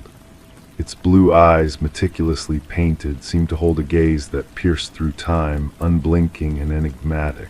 Sarah and Michael, a young couple who had recently acquired the Victorian house at auction, stumbled upon this mysterious doll, unknown to them until that moment. At first, they dismissed it as just another forgotten relic of the past, a mere antique with no significance. Little did they know, a ripple of strangeness was about to disrupt their tranquil existence. That night, as they retired to bed, a subtle shift in the air unsettled them. The silence felt heavier, pregnant with unseen whispers. And when morning dawned, the doll was no longer nestled in the attic it had migrated, perching itself ominously at the foot of their bed, a silent sentinel watching over them. Sarah and Michael had been drawn to the house's ornate woodwork and enigmatic allure, oblivious to the whispers of its troubled history. Detective Rachel Winters, a seasoned investigator, received a chilling call one crisp autumn morning. The scene she encountered in the master bedroom was one of eerie precision and dread. The female victim lay in a contorted pose, eyes wide with fear etched into her expression. Nearby, the male victim seemed to have met his demise while attempting a futile escape. The puzzle that unfolded before Detective Winters was perplexing. The crime scene bore no traces of forced entry, no signs of a struggle beyond the ghastly finale. The victims appeared almost staged, like puppets in a macabre play orchestrated by an unseen hand. Each detail meticulously captured by the crime scene team hinted at a malevolent force at play. As the investigation delved deeper, a pattern emerged from the shadows of the house's history. 3 previous owners had met mysterious fates within its walls, their deaths shrouded in inexplicable circumstances. Tales of antique toys appearing out of nowhere and phantom footsteps haunting empty corridors whispered of a dark legacy intertwined with the house's very foundations. Forensic analysis uncovered a chilling revelation: traces of vintage fabrics, akin to those used in antique doll clothing, permeated the crime scene. The absence of any intruder's DNA or physical presence confounded the investigators, hinting at a spectral hand guiding the malevolent events. The threads of the past seemed to weave a tapestry of dread and foreboding around Sarah and Michael, ensnaring them in a web of ancient malice. A breakthrough came in the form of hidden photographs, revealing a connection to a renowned doll maker who had once resided in the house. The eerie images depicted the doll in different poses, hinting at a semblance of life within its porcelain form. Infrared scans unveiled ghostly handprints trailing from the attic to the master bedroom, a spectral path linking past and present in a dance of darkness. As Detective Winters unearthed the doll maker's dark legacy of binding spirits to his creations, a chilling truth emerged. The doll, a vessel of malevolence, harbored secrets that transcended mere craftsmanship. The boundaries between the living and the dead blurred, as whispers of forbidden rituals and unnatural materials echoed through the halls of the house. The investigation, shrouded in shadows and unanswered questions, reached an impasse.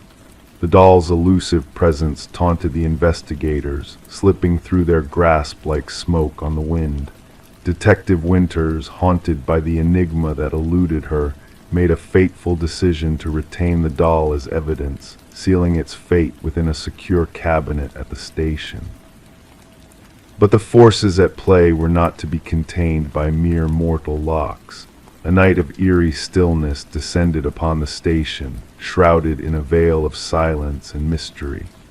The morning light revealed a baffling truth: the doll had vanished, leaving behind a perplexing void in its wake. Detective Winters, untouched but bewildered, found herself at the center of a riddle with no solution. The house, burdened by its dark legacy, exchanged hands once more, its haunted past a deterrent to all but the brave or foolhardy. The new owners, cautious and wary, discovered the attic devoid of the doll that had once held sway over its occupants. Yet whispers persisted in the night, tales of a spectral presence lingering in the shadows, a reminder of the unresolved mysteries that lay dormant within the house's walls. As time passed and memories faded, Detective Winters chose to retire, carrying with her a solemn vow never to unearth the photograph that bore witness to the dollmaker's dark art. The tale of Sarah and Michael, lost to the annals of unsolved cases, echoed through the corridors of the detective department, a haunting reminder of the enigmatic doll that defied explanation. And so the house stood silent, its secrets buried within the confines of its walls, a sentinel of the past watching over the present. On quiet nights, whispers of a child's laughter and fleeting shadows danced behind the attic window, a spectral echo of a bygone era when the line between the living and the dead blurred into a haunting lullaby of the unknown. Story 16. As she crossed the threshold, dust danced in the stagnant air around her. The abandoned house, frozen in time, revealed its secrets through peeling walls and furniture cloaked in sheets. A peculiar stillness enveloped her exploration, a sensation of treading through a moment suspended in eternity. Yet amid this eerie calm, a peculiar mystery unfolded. Each door she opened, each corridor she traversed, all led her back to the same parlor. A perplexing loop where escape seemed impossible, for the front door she entered through had vanished without a trace. The enigma of Morgan Pierce's demise cast a shadow over the once-forgotten Victorian dwelling, transforming it from a mere relic of the past into a haunting crime scene. Detective Sarah Lind stood at the threshold, observing the forensic team glide through the dim interiors like specters on a solemn mission. This house, whispered about in local lore for its uncanny magnetism, now harbored secrets far graver than mere urban legends. The initial assessment suggests a time of death approximately 3 days ago, murmured the medical examiner, his words barely audible in the heavy silence. Asphyxiation appears to be the cause. Morgan's lifeless form sat poised in an antique chair in the parlor, her countenance serene, hands folded neatly in her lap as if awaiting an unseen guest. No signs of struggle marred her peaceful repose, no traces of defensive wounds to hint at a struggle. The scene exuded a chilling tranquility that unsettled even the most seasoned investigators. "Who discovered the body?" Lind inquired, her gaze scanning the notes before her. "A real estate agent showing the property to prospective buyers," her partner responded. They stumbled upon her seated there, mistaking her for a trespasser until they drew nearer. Since the passing of its previous owner, Eleanor Blackwood, nearly 5 years prior, the house had stood abandoned, ensnared in legal disputes and forgotten by all but the curious and the reckless. Morgan Pierce, a 26-year-old graduate student delving into architectural anomalies for her thesis, had been drawn to the enigmatic Victorian with a penchant for confounding its visitors. Her roommate reported her missing 2 days ago, Lind noted. Morgan had mentioned visiting the house where people get lost for her research. Investigations unveiled a trail of Morgan's visits to the house leading up to her demise. Entries in her journal chronicled peculiar acoustics, inexplicable cold spots, and doors that defied conventional logic by leading to disparate rooms with each opening. In her final musings, she spoke of deploying specialized equipment to capture the elusive, spatial inconsistencies she sensed. Yet this equipment remained conspicuously absent from the scene. A surprising revelation surfaced during the autopsy. An unusual alkaloid, derived from a plant used in shamanic rituals, lingered in Morgan's system. While capable of inducing disorientation and vivid hallucinations, the quantity detected proved insufficient to be fatal. She wasn't one to dabble in recreational substances, affirmed her boyfriend under interrogation. Morgan held her research ethics in high regard. Deliberately distorting her perception would have been out of character. Digital traces unearthed fragments of deleted messages from Morgan's phone, dialogues with a kindred spirit sharing her fascination with the house, a figure claiming to grasp its enigmatic essence. Their exchanges evolved into cryptic intimacy, hinting at a profound connection to the dwelling's mysteries. The house retains its memories, one message hinted. It yearns for someone to comprehend. The trail of inquiry led to Adam Reeves, an architectural historian whose expertise in rare spatial phenomena had captivated Morgan. Their professional liaison had matured into a personal bond steeped in shared intrigue for the enigmatic Victorian's hidden truths. Reeves, when questioned, bore the weight of genuine sorrow at Morgan's untimely demise. "The house is notorious," he divulged. Its architect wove optical illusions and deceptive perspectives within its design. Morgan believed a deeper truth lay veiled beneath the surface, a reality transcending mere tricks of architecture.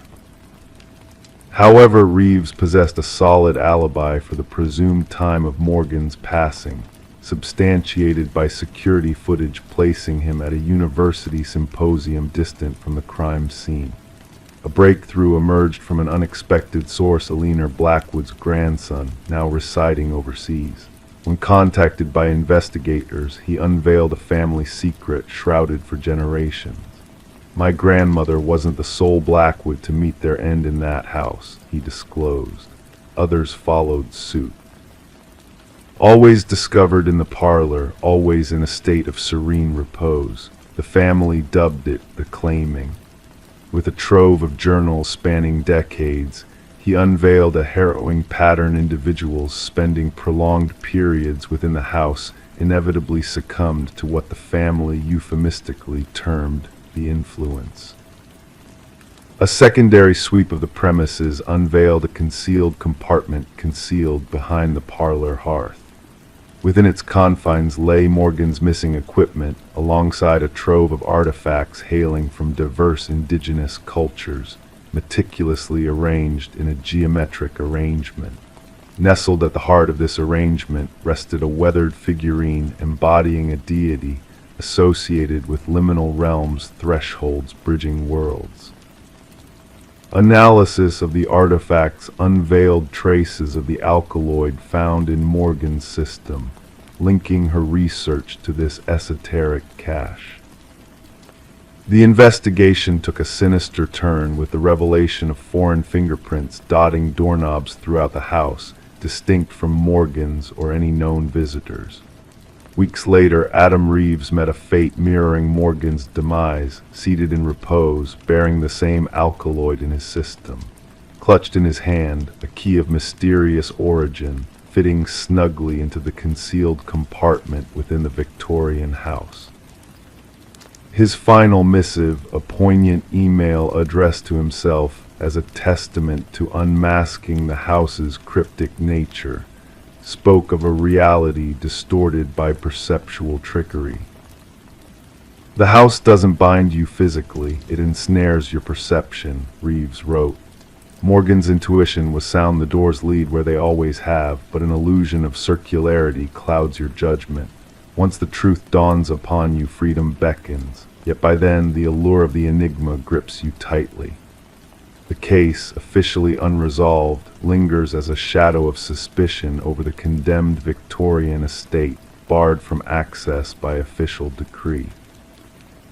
Whispers persist of spectral lights flickering within its confines on certain nights, of visitors who venture in but never emerge.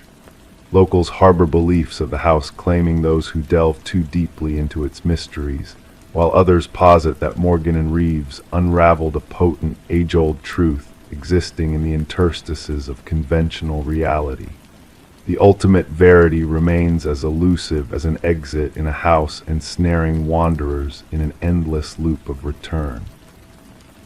Story 17.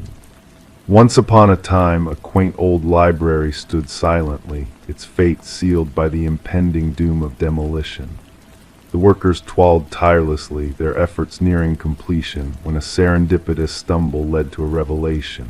Amidst the dusty shelves, a hidden latch awaited discovery. With a gentle push, the bookshelf swung open, unveiling a secret passage shrouded in mystery. The air within was heavy, stagnant with the passage of time, untouched for decades. No furniture adorned the hidden room, save for a solitary chair at its center, firmly bolted to the aged floorboards, and etched repeatedly on the walls in frantic scrawls, a haunting message lingered: "I am still here." The construction foreman, startled by this unexpected find, swiftly alerted the authorities. What had begun as routine demolition now morphed into a chilling enigma. Enter Detective Morgan Walsh, a seasoned investigator with 2 decades of experience navigating the labyrinth of crime scenes. Yet nothing in his past could prepare him for the eerie scene that unfolded before his eyes. Standing at the threshold of the hidden room, his flashlight pierced the darkness, illuminating the cryptic message that adorned the walls. "Secure the scene," Walsh commanded, his voice resonating through the confined space. "Let no one disturb a single trace until the forensics team arrives." The library's history whispered of intrigue. The Harrington family, once pillars of the community, had gifted the establishment to the public following the mysterious disappearance of their daughter, Rebecca. Vanishing without a trace during her final year of college, Rebecca's absence cast a shadow over the family's legacy. As forensic experts meticulously combed through the hidden room, they unearthed telltale signs of a harrowing past. Strands of hair and fabric embedded in the chair, walls etched with cryptic messages tainted with traces of blood and skin cells. A grim narrative began to unravel. The chair was a tool of restraint, the forensic analyst remarked, gesturing towards the weathered leather straps and bolt holes. Someone endured great struggle here. Detective Walsh delved into the Harrington family's archives, a niggling suspicion tugging at his consciousness. The timing of the library's donation post Rebecca's disappearance seemed more than mere coincidence.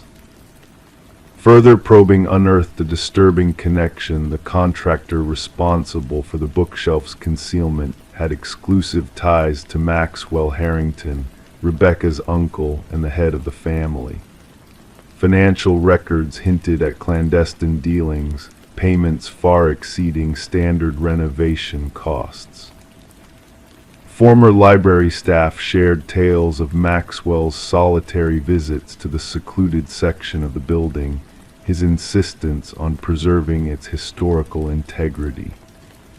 An elderly librarian reminisced about his fervent desire for privacy, a facade that masked darker intentions.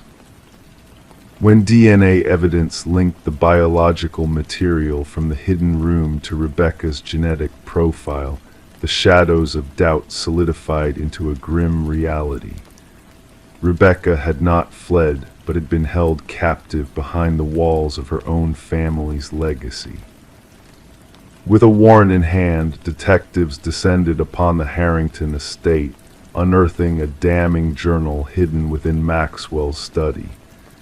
Its pages chronicled a disturbing obsession, culminating in a chilling declaration of intent. Confronted with irrefutable proof, Maxwell's facade crumbled, revealing a heart blackened by deceit and desperation.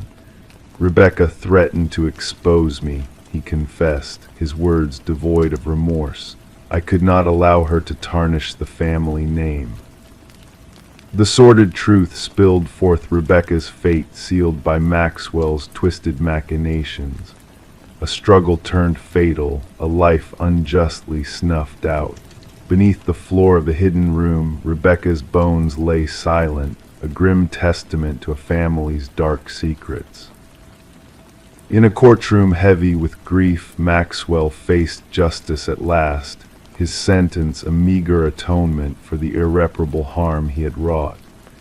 Rebecca's mother clutched her daughter's recovered bracelet, a bittersweet token of closure amidst the pain. The library, once slated for destruction, now stood as a monument to lost innocence. Flowers adorned its entrance, a silent tribute to a life cut short by betrayal and greed. And in the quiet whispers of the wind, Rebecca's voice echoed still, a reminder that even in death, the truth will rise to the surface, casting light on shadows long forgotten. Story 18. The arrival of Michael and Sarah Klein at the Victorian-era home was shrouded in an air of mystery. The house stood with quiet grandeur, its history woven into every intricate detail. As the sun dipped below the horizon, casting long shadows over the neighborhood, the couple stepped across the threshold into a world of secrets waiting to be uncovered. Initially, the peeling wallpaper in the master bedroom seemed like a minor inconvenience, a mere blemish on the surface of their new abode. But as they carefully peeled back the layers, a hidden narrative began to unfurl before their eyes. Beneath the faded floral patterns of the 1970s and the striped designs of a bygone era, a name emerged like a whisper from the past. Eleanor Winters was scrawled in ink, repeated endlessly in a frenzy of desperate strokes across the wall. Each letter seemed to pulse with a silent plea for recognition. Intrigued and unsettled, Michael and Sarah delved deeper into the enigma of Eleanor Winters. Their search led them down a rabbit hole of discovery, culminating in a chilling revelation that blurred the lines between past and present. The name Eleanor Winters led them to a missing persons case from decades ago. A young woman with hauntingly familiar features that mirrored those of the elegant woman who had sold them the house, Margaret Cavendish. The more they unearthed, the more entangled they became in a web of deceit and tragedy. The missing woman, Eleanor Winters, had vanished without a trace, leaving behind a void that time had failed to fill. As they pieced together fragments of the past, a haunting realization took root. Margaret Cavendish was not who she seemed. The layers of deception peeled away to reveal a sinister truth lurking beneath the surface. The investigation took on a life of its own, consuming their days and nights as they navigated a labyrinth of false identities and hidden motives. The walls of their home seemed to whisper secrets of long-forgotten crimes, urging them to uncover the truth buried within.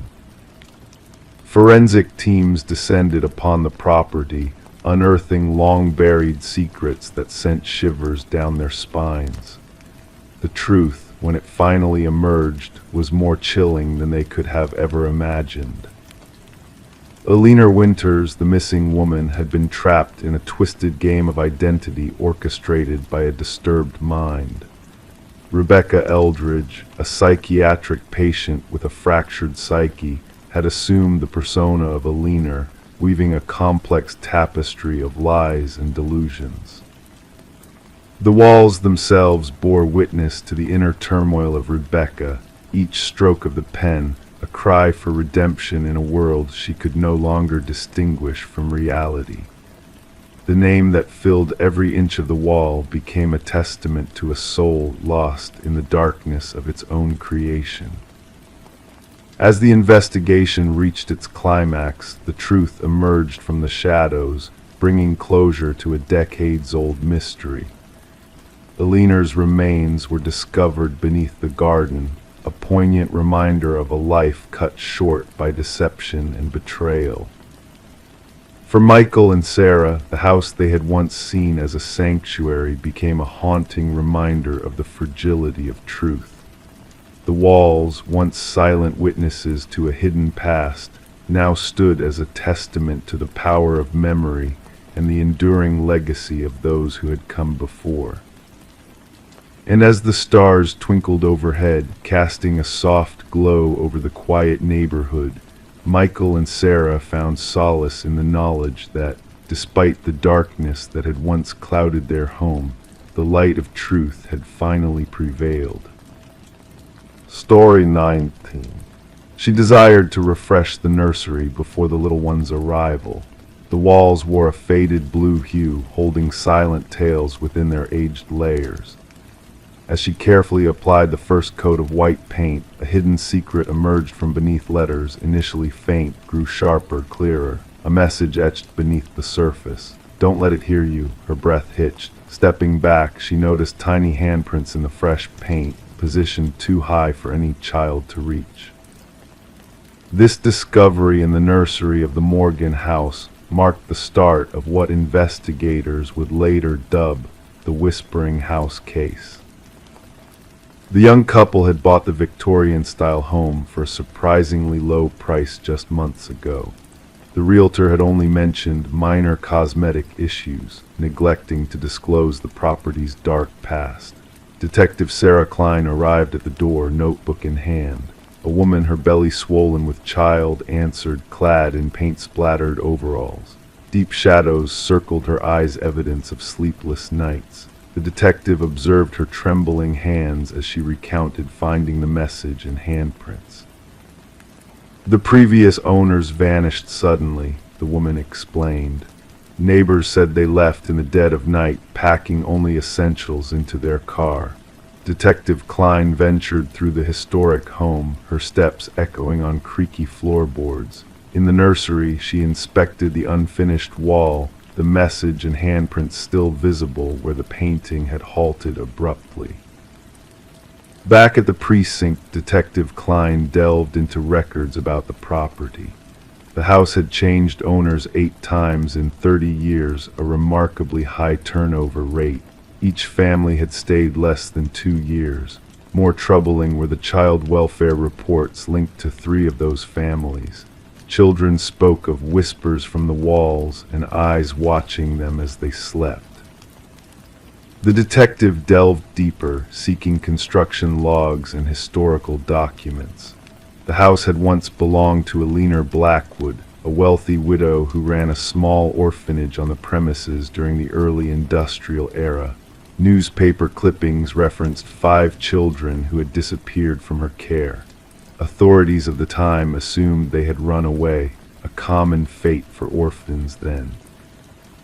After Eleanor's passing, workers renovating the house uncovered a sealed room behind the nursery wall. Inside lay children's belongings, tiny shoes, toys, and clothing, but no bodies. The case went cold, fading into dusty archives. Detective Klein interviewed former residents, piecing together a troubling pattern. Families with children reported odd incidents, toys moving overnight, childish laughter in empty halls, and crayon drawings appearing mysteriously. Most dismissed these as imagination until the writings surfaced. The message varied slightly in each account. Don't let them find you. Don't make a sound. Don't let it hear you. Always the same script, always unveiled during nursery repaints. A forensic linguist compared the writing to samples from Eleanor Blackwood's journals. More eerie were the handprints, unchanged in size and position over decades, despite different children occupying the home. The investigation took a darker turn when the detective persuaded the current owners to allow ground-penetrating radar in the basement. The technician identified anomalies in the readings, 5 distinct shapes under the concrete floor, child-sized. Breaking through the concrete revealed a grim truth. 5 sets of small remains arranged in a circle. Forensics confirmed the children perished during Eleanor's tenure. Each child wore a pendant engraved with their name, the 5 orphans who had supposedly fled. Luminol sprayed in the nursery revealed handprints glowing in the darkness, hidden beneath layers of paint. Countless prints at varying heights, as if the children had tried to escape. Eleanor's journals, recovered from county archives, unveiled her twisted beliefs. She thought orphan children possessed special energy she could exploit to prolong her life. The children had etched warnings into the walls, hoping future occupants would uncover their fate. The case concluded with the proper burial of the 5 victims.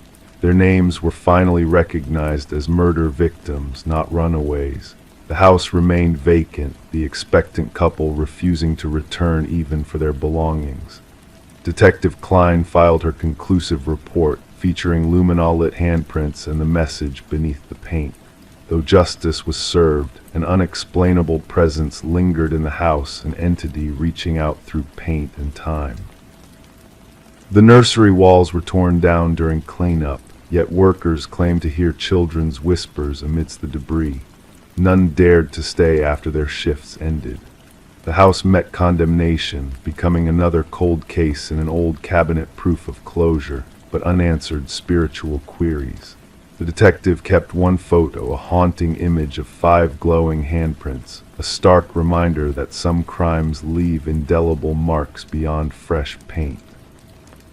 Story 20, the motel stood as a relic of a forgotten era, its faded façade hinting at stories long buried within its walls. Guests passed through its doors briefly, seeking only a night's respite before moving on. The worn clerk handed her the key with a cryptic warning, his eyes betraying a hidden knowledge. "Remember," he whispered, "avoid the last door on the left." Intrigued, she felt a pull towards that very door that night. The corridor was bathed in shadow, the air heavy with a quiet unease. The handle of the forbidden door chilled her fingers. To the eye, it bore no distinction from its companions, but as she listened closely, a soft exhale reached her, sending shivers down her spine. Detective Morgan Reed's arrival at the scene was met with a wave of dread as she crossed the threshold marked by yellow tape, a barrier between the mundane world and the unspeakable. The metallic tang of blood lingered in the air, a grim herald of the tragedy that awaited within. The room held a macabre tableau, a pristine bathroom juxtaposed with the grisly sight of a young woman's body, her life extinguished in a moment of violence. Reed knelt beside the victim, her gaze meeting vacant eyes that seemed to hold a silent plea for justice. The forensic technician's stoic voice broke the silence, revealing the grim truth of yet another life extinguished by the same hand. Reed absorbed the details, each clue a thread in the tapestry of a killer's twisted design. The victim's elegance clashed with the squalor of the motel room, a stark reminder of the darkness that lurked in unexpected places. The manager's trembling presence spoke of a world shattered by the discovery, a reminder that evil could wear the mask of the ordinary. Back at the precinct, Reed delved into the puzzle laid before her, each piece a question without an answer. The faces of the victims haunted her, their stories intertwined by a thread of tragedy. The autopsy report offered no solace, only confirming the intimate brutality of the crimes. As the investigation deepened, shadows of doubt crept into the light, casting suspicion on those who dwelled in the victim's world. A breakthrough came in the form of a whispered revelation from the victim's sister, a key that unlocked a door to the truth. Reed followed the trail to the victim's workplace, where a facade of professionalism masked hidden secrets. The name C emerged as a specter, leading Reed down a path lined with deceit and betrayal. The veneer of respectability cracked, revealing a darkness that lurked beneath the surface. In the interrogation room, the facade shattered, laying bare the heart of darkness that had orchestrated the tragedies. Charles Emerson's confession echoed in the sterile air, a chilling admission of sins that defied comprehension. The trial marked the end of a chapter, but for Reed, the echoes of the past lingered, a reminder that evil wore many masks. The media dubbed it the Door on the Left case, a saga of horror that captivated the public imagination. But for Reed, the story did not end with the verdict. In the quiet moments, she found herself retracing the steps that led to that fateful room, a silent witness to the secrets that dwelled within its walls. The keys to the past remained locked away, a tangible reminder that some doors once opened could never be closed. Story 21. The aged apartment held its secrets, groaning pipes, creaking floorboards. Yet the new tenant sensed a difference in the sounds she heard. The footsteps above were too precise, too steady to belong to a normal neighbor. Despite residing on the top floor, the deliberate pacing continued, slow and methodical. One evening she gathered her courage and tapped the ceiling with a broomstick. The noise ceased. A heavy silence lingered before a single knock echoed back, emanating from within the ceiling itself. Sarah Coleman kept the knocking incident to herself, convincing her mind it was merely the settling of the old building, or perhaps a small creature exploring the attic space. Night after night, the rhythmic footfalls persisted, tracing unseen paths across her ceiling in the shadows. Sarah resorted to turning up her television, wearing headphones to bed, anything to drown out the haunting sound that invaded her solitude. Detective Morris became involved when a maintenance worker accidentally stumbled upon a hidden crawl space while conducting routine repairs. The worker uncovered a narrow passage concealed behind a section of drywall near Sarah's apartment, a passage absent from the building's original plans. Upon shining a light into the hidden space, the worker revealed a makeshift living area, crumpled food wrappers, discarded water bottles, a soiled blanket, and a small notebook. Alarmed, the building superintendent contacted the police. Detective Morris, accompanied by Detective Rivera, arrived to find the maintenance worker visibly shaken, muttering about someone living within the walls, someone watching. The notebook contained meticulous observations of Sarah Coleman's daily life, her routines, her visitors, her meals, her entertainment choices. The entries transitioned from neat handwriting to erratic scrawls with cryptic symbols adorning the margins. The final pages conveyed a sense of frustration and possessiveness, culminating in the chilling declaration, "She has chosen to ignore me. No one ignores me." Forensics teams meticulously combed through the crawl space, uncovering fingerprints unmatched in any database. They revealed a labyrinth of hidden passages woven into the building's structure, some dating back decades. These secret corridors interconnected several apartments but terminated at observation points disguised as innocuous fixtures, with only one leading to Sarah Coleman's dwelling. Residents of the current apartments reported nothing out of the ordinary, attributing any noises to typical urban living. However, former tenants shared unsettling experiences, feelings of being watched, inexplicable sounds. 3 former inhabitants of Sarah's apartment recounted their discomfort, one fleeing after a mere fortnight, their fears silenced by the stigma of sounding paranoid. The breakthrough in the investigation came with the discovery of microscopic blood spatter in one of the hidden spaces, matched through DNA to a missing former resident, Martin Weaver. Martin had resided directly beneath Sarah's apartment before vanishing without a trace. As Detective Morris delved deeper, he unearthed a pattern in Edward's actions, a reclusive man who sought top-floor units, made minimal connections, and abruptly vacated each residence. A visit to a remote rural cabin linked to Edward revealed a macabre collection of photos, notes, and journals. Images of past residents, intricate diagrams of building structures, and chilling accounts of maintaining the habitat adorned the walls. A corkboard displayed missing persons reports, 6 of them connected to Edward's history, each victim marked by tragedy. The grim discovery of multiple graves behind the cabin marked a tragic end to the search for Edward's victims. As authorities endeavored to identify the remains, Detective Morris revisited Sarah's building. Though the crawl spaces had been sealed, whispers of mysterious noises persisted among the residents. During security system installations, a hidden notebook emerged, bearing a cryptic message hinting at a new hiding place. Officers raced to evacuate Sarah, only to find her apartment deserted. An eerie message scrawled on the bathroom mirror directed their attention upwards. The ceiling panel had been removed, unveiling a chilling void. The manhunt for Edward, now identified as Edward Mercer, a former construction worker with a dark past, intensified. Thermal scans revealed no signs of current occupancy within the walls, leaving Sarah's fate shrouded in uncertainty. As Detective Morris grappled with the unsettling case, haunted by the thought of Sarah hearing those phantom footsteps above her, he found himself pondering the unseen forces that may lurk in the shadows.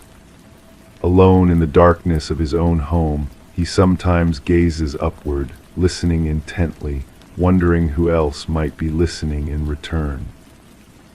Story 22. The wooden plank shifted under her weight, a subtle movement that caught her attention. Curiosity piqued. She knelt down and traced the edges of the loose board with her fingertips. The floor beneath her feet whispered of secrets, beckoning her to uncover its hidden truths. With gentle determination, she lifted the boards one by one, revealing a dark, enigmatic space beneath her new dwelling. In the dim light, she could make out a mattress, a solitary chair, and nestled in the shadows, a weathered notebook. Her heart quickened as she flipped through its pages, only to find her name scrawled repeatedly, a haunting echo of obsession.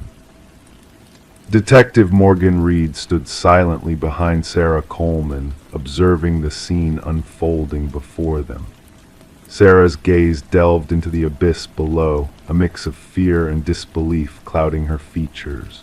It wasn't just a hidden room they had unearthed. It was a violation of her sanctuary, a betrayal of the safety she had sought in this new beginning. "Be cautious, don't disturb anything." Detective Reed's voice was steady, a beacon of calm in the eerie stillness. With a click, her flashlight pierced the darkness, casting light on walls adorned with surveillance photographs capturing Sarah's every move, a shrine of fixation meticulously crafted beneath her very feet.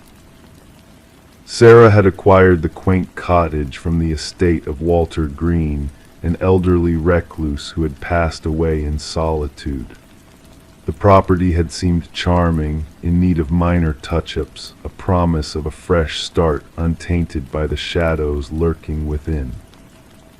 "I never met him, the previous owner," Sarah's voice trembled. "The neighbors said he kept to himself.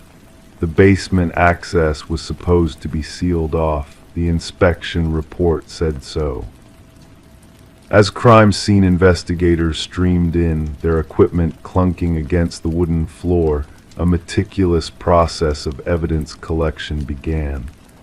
The mattress, the chair, the notebook, all carefully documented and extracted from the hidden chamber.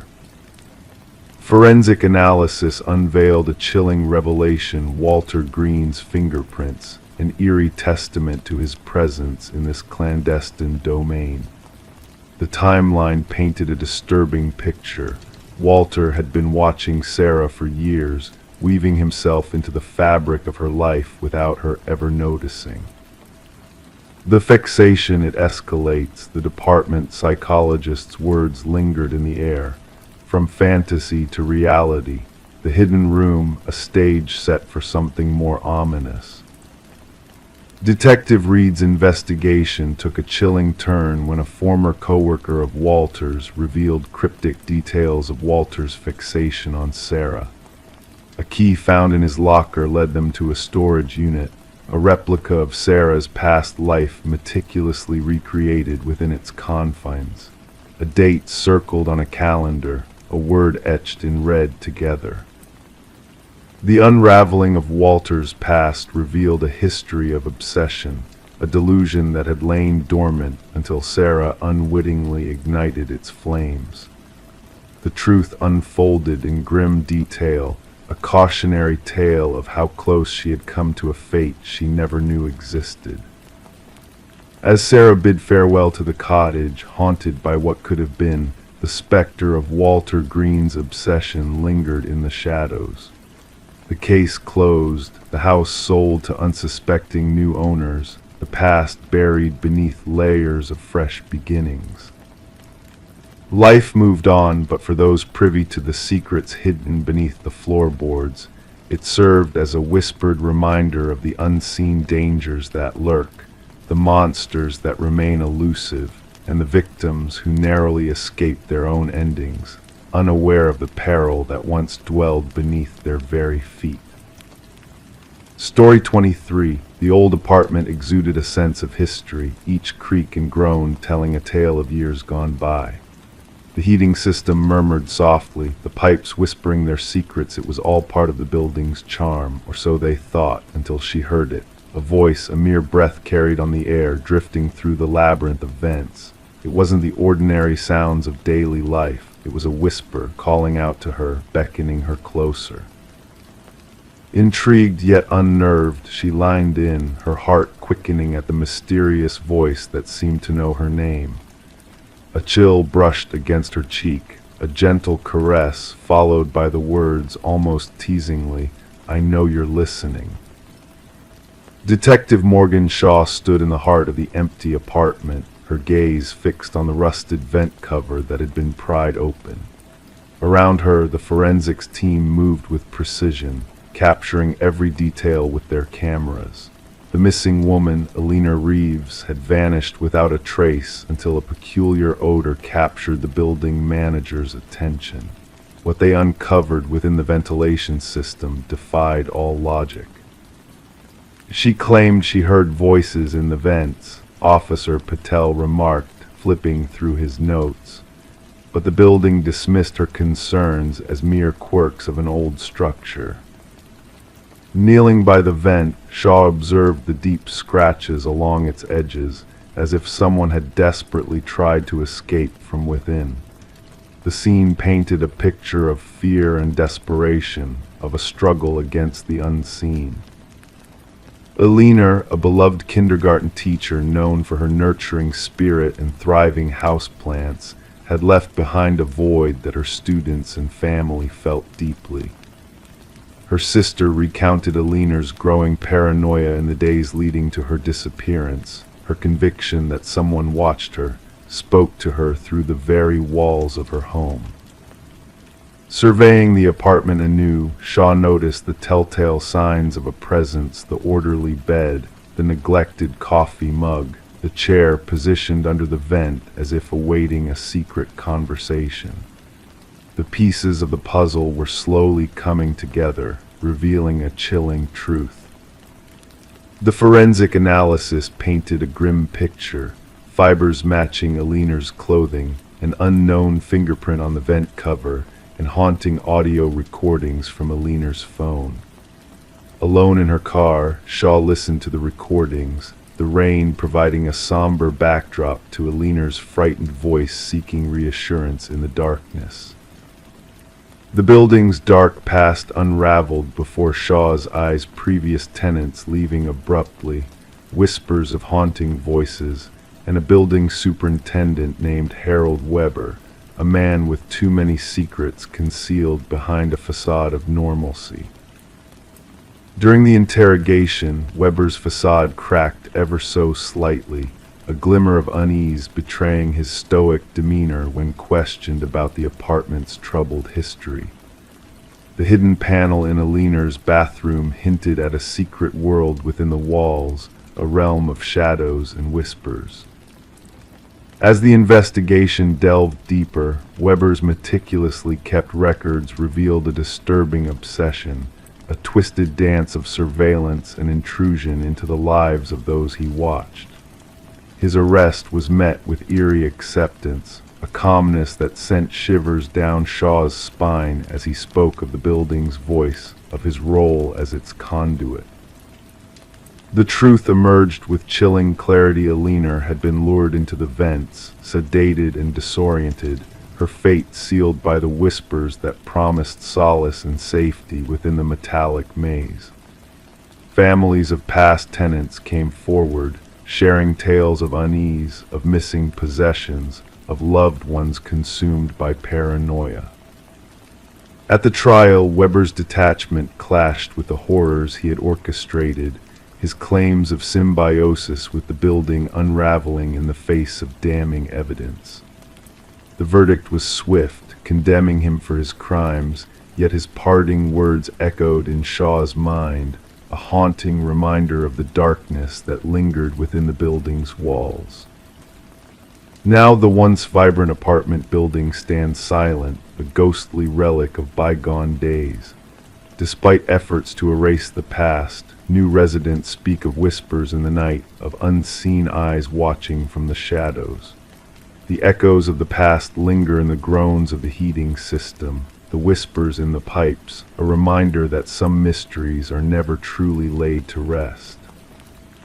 Story 24, The Attic Surprise. She never fancied venturing up there, but a storm's fury forced her hand. The attic loomed with forgotten treasures, shrouded in webs and dust. Nestled in the shadows sat an ancient dollhouse, intricately crafted, its miniature furniture meticulously arranged. Yet as she peered closer, a wave of unease washed over her. The figures within were not dolls, but tiny hand-carved replicas of her kin. Each figure mirroring their real-life counterparts downstairs, each except one. The figure meant to be her stood by the attic's entrance.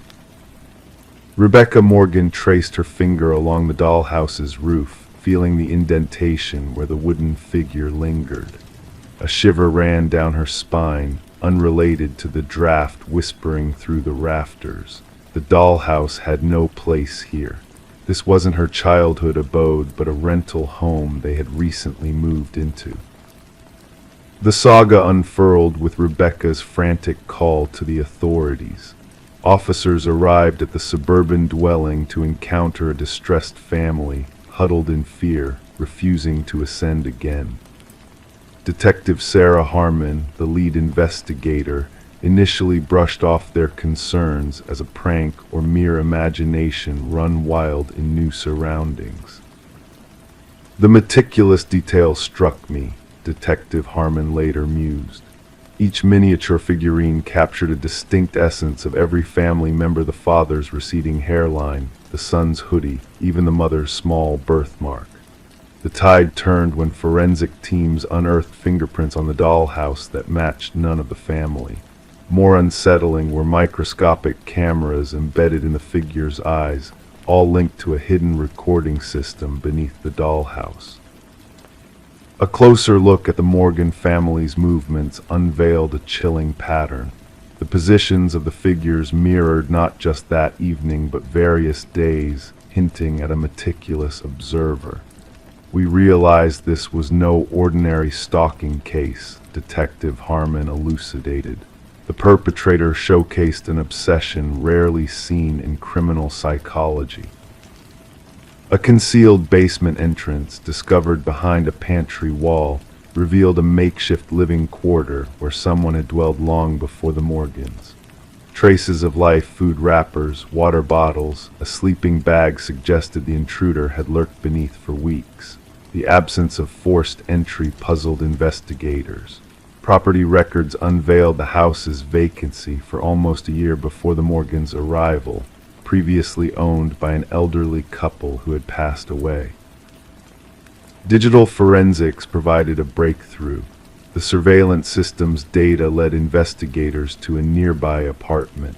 Inside, walls adorned with photos of the Morgan family and past occupants, coupled with journals detailing their routines with eerie precision. A workshop brimmed with half-done dollhouses, each representing a different local home. The apartment belonged to Martin Wells, son of the former owners, drowning in debt post-parents' demise. The dollhouse was his command center, the assigned psychologist explained. Each figure symbolized someone he watched, with Rebecca's figure by the attic door signifying her discovery of his surveillance. Wells, during interrogation, remained disturbingly serene, citing a need to oversee his childhood abode's respect. A psychological evaluation unveiled a possessive delusion. Wells couldn't cope with losing his home and resorted to controlling it through the dollhouse. The Morgans never set foot in the house again, haunted by the realization that they were mere pawns in Wells' twisted game. Wells faced charges of stalking, invasion of privacy, and more, prompting a review of real estate laws. The judge, during sentencing, condemned the violation of the Morgan family's sanctity. Wells' journals hinted at 2 years of covert residence in multiple homes, crafting dollhouses for each family. The Morgans relocated, but Rebecca's unease lingered, always feeling watched. She rid their new home of all miniatures, fearing a tiny replica of herself in an undiscovered dollhouse.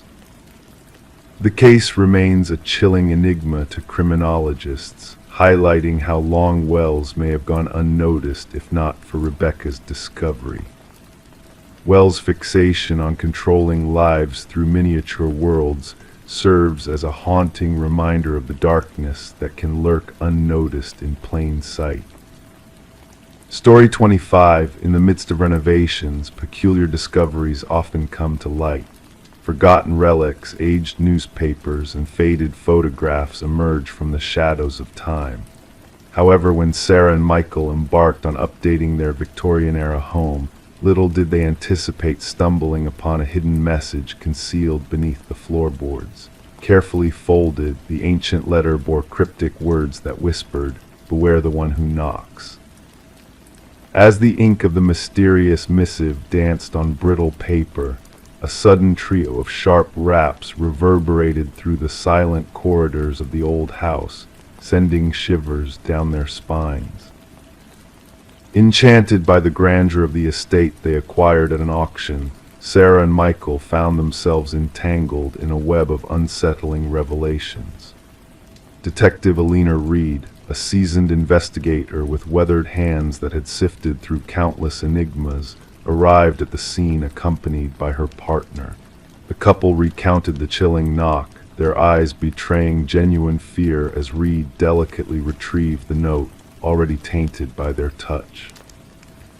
Background checks on the couple yielded nothing alarming, painting a picture of a young, newlywed pair with pristine reputations and stable lives. However, the house harbored a tapestry of complexities woven through its history.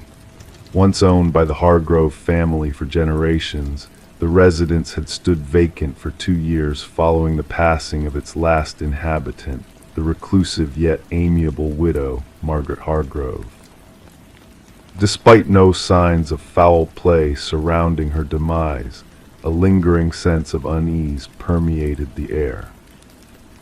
Forensic analysis dated the cryptic note to 2 decades prior, hinting at a time of distress and urgency. Delving deeper into the past, Reed unearthed tales of Franklin and Margaret Hargrove, shedding light on a haunting chapter obscured by time. Franklin, a respected retired teacher and skilled woodworker, had succumbed to a state of paranoia in his final years, haunted by invisible eyes watching his every move. A breakthrough emerged during Reed's inquiries with Margaret's frail sister, whose fragmented memories unveiled a chilling truth. Whispers of debts, a mysterious collector named Victor Mercer, and the ominous 3 knocks painted a portrait of fear and desperation that had long been concealed within the walls of the house. Franklin's refusal to settle his debts led to a tragic confrontation that transformed the workshop into a scene of unspeakable horror. As the investigation unfolded, the darkness beneath the floorboards yielded a grim secret. A skeleton, hidden for 2 decades, bore witness to a long-buried crime of passion and fear. With the discovery of Margaret's diaries, a tale of torment and silent suffering emerged, revealing the toll of a secret kept for years. The truth, veiled in shadows and deception, finally came to light. Victor Mercer, the elusive collector, met his fate at the hands of fear and desperation, buried beneath the foundation he once sought to claim. Justice, though delayed, found its way to the surface, offering a semblance of closure to a tale steeped in mystery and tragedy. Sarah and Michael, unable to bear the weight of the house's haunting past, chose to part ways with the estate, leaving it abandoned amidst whispers of spectral knocks that echoed through the empty rooms. The note, a silent witness to the horrors of the past, now resides in the confines of evidence storage, a stark reminder of the darkness that lurks beneath the surface. As the house stands silent and empty, whispers of the past continue to linger in the night, a testament to the enduring mysteries that refuse to be fully unraveled. Detective Reed, in her final report, mused on the enigmatic nature of human secrets, acknowledging that some truths remain shrouded in the mists of time, forever eluding the grasp of even the most seasoned investigators. Story 26.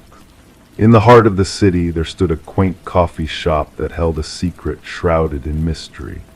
For years, a man had made this place his sanctuary, a ritual of solitude and routine.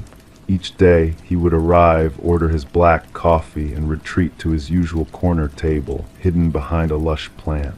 The barista recognized his face, but his name remained a whisper lost in the steam of brewing espresso. Then one day, the man vanished without a trace. His absence sent ripples of unease through the community. When the police investigated, they found a wallet abandoned on the table where he always sat. Inside, a driver's license bore a face familiar to the barista and the officers, yet the fields for name and address lay blank, like a void where identity should dwell. Detective Sarah Mercer delved into the enigma, her fingers tracing the cold metal of the table where the man had last been seen. Surveillance footage revealed his mundane entrance, his customary order, and his quiet presence at the table.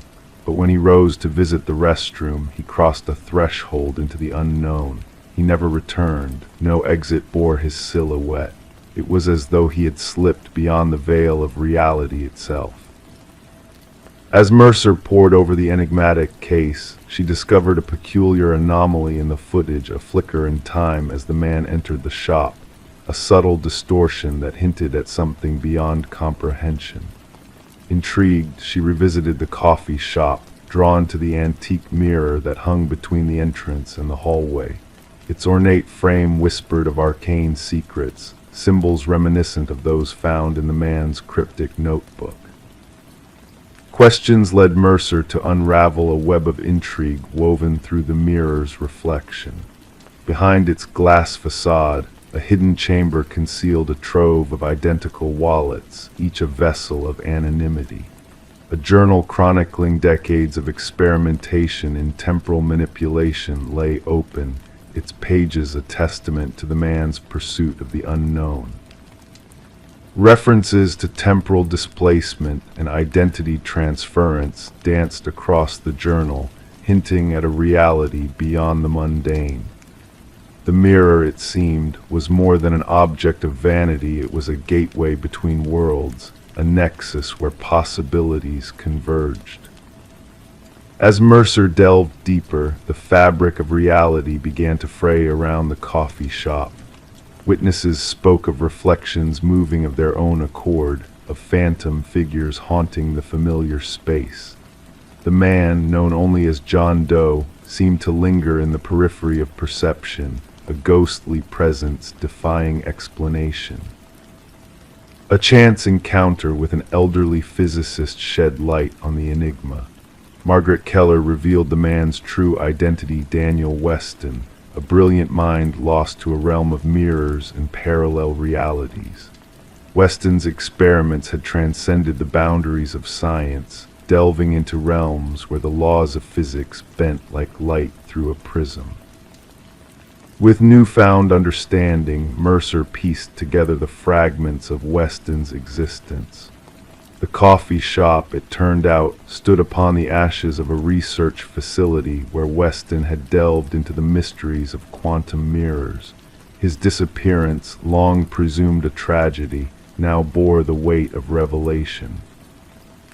In the final throes of the investigation, Mercer witnessed a revelation that shattered her perception of reality. In the mirror's reflection, she saw Weston watching himself, a duality of existence laid bare. Two versions of the same man, existing in tandem, on the brink of a revelation beyond mortal comprehension. And then the mirror shattered, leaving shards of glass and a haunting note in Weston's script. The experiment is complete. The window is closed. Do not attempt to follow. With those words, the man who straddled realities vanished into the mists of uncertainty, leaving behind a legacy of enigma and wonder. The case of the man who slipped through the cracks of existence remains a tale untold, a mystery unsolved. The coffee shop, once a haven of intrigue, closed its doors, the building a relic of a bygone era. Daniel Weston's fate lingers in the whispers of the wind, his notebooks lost to the annals of time.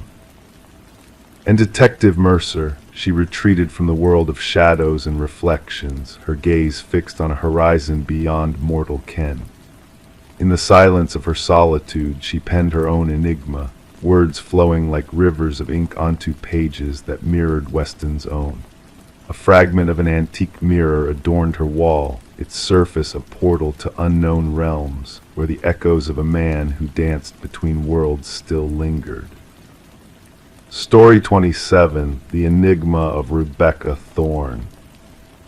She wiped away the mist clinging to the mirror, her reflection staring back at her.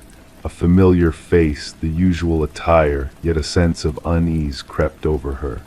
There was a flicker in the corner of her eye, a movement not of her own making. As she turned away, her reflection remained motionless, observing in silence. The enigma of Rebecca Thorne began in the confines of her bathroom, a moment that set the wheels of mystery in motion, perplexing investigators and casting a long shadow over the quiet community. Rebecca dwelled in solitude within a modest apartment nestled in a serene suburban enclave. Known for her methodical nature and reserved demeanor, she maintained a cordial rapport with neighbors while keeping largely to herself. A data analyst by profession, her life revolved around routine and precision, offering no hint of the enigmatic saga that awaited her. The first signs were subtle, easily dismissed. Objects within her abode subtly shifted, a coffee mug relocated, books rearranged, her toothbrush out of place. Initially brushing off these anomalies as mere lapses of memory induced by the strain of her work, Rebecca continued her daily rituals under the cold glare of fluorescent lights, eyes locked on endless spreadsheets. Detective Marion Shaw's involvement was triggered by Rebecca's persistent disturbances, culminating in a sense of disquiet that finally propelled her to seek official intervention. At first glance, the report seemed to lean towards mental health concerns rather than criminal activities. Nothing concrete, Shaw would later recount. No signs of forced entry, no missing items. Just a woman plagued by an unshakable sense of wrongness within her own home. The pivotal moment arrived with the mirror incident. During her subsequent interaction with law enforcement, Rebecca recounted the bizarre occurrence in vivid detail, the unsettling sensation of her reflection moving independently, the eerie feeling of being watched in solitude. This time, she presented evidence in the form of security footage from a camera she had discreetly installed, focused on her front entrance. The footage held a revelation that sent shivers down the spines of even the most seasoned officers. It depicted Rebecca leaving for work in the morning, only to capture a figure strikingly similar to her using a key to enter the apartment mere minutes later. Forensic scrutiny confirmed the authenticity of the footage, revealing a meticulous mimicry of Rebecca's movements, attire, even down to her distinctive leather bag.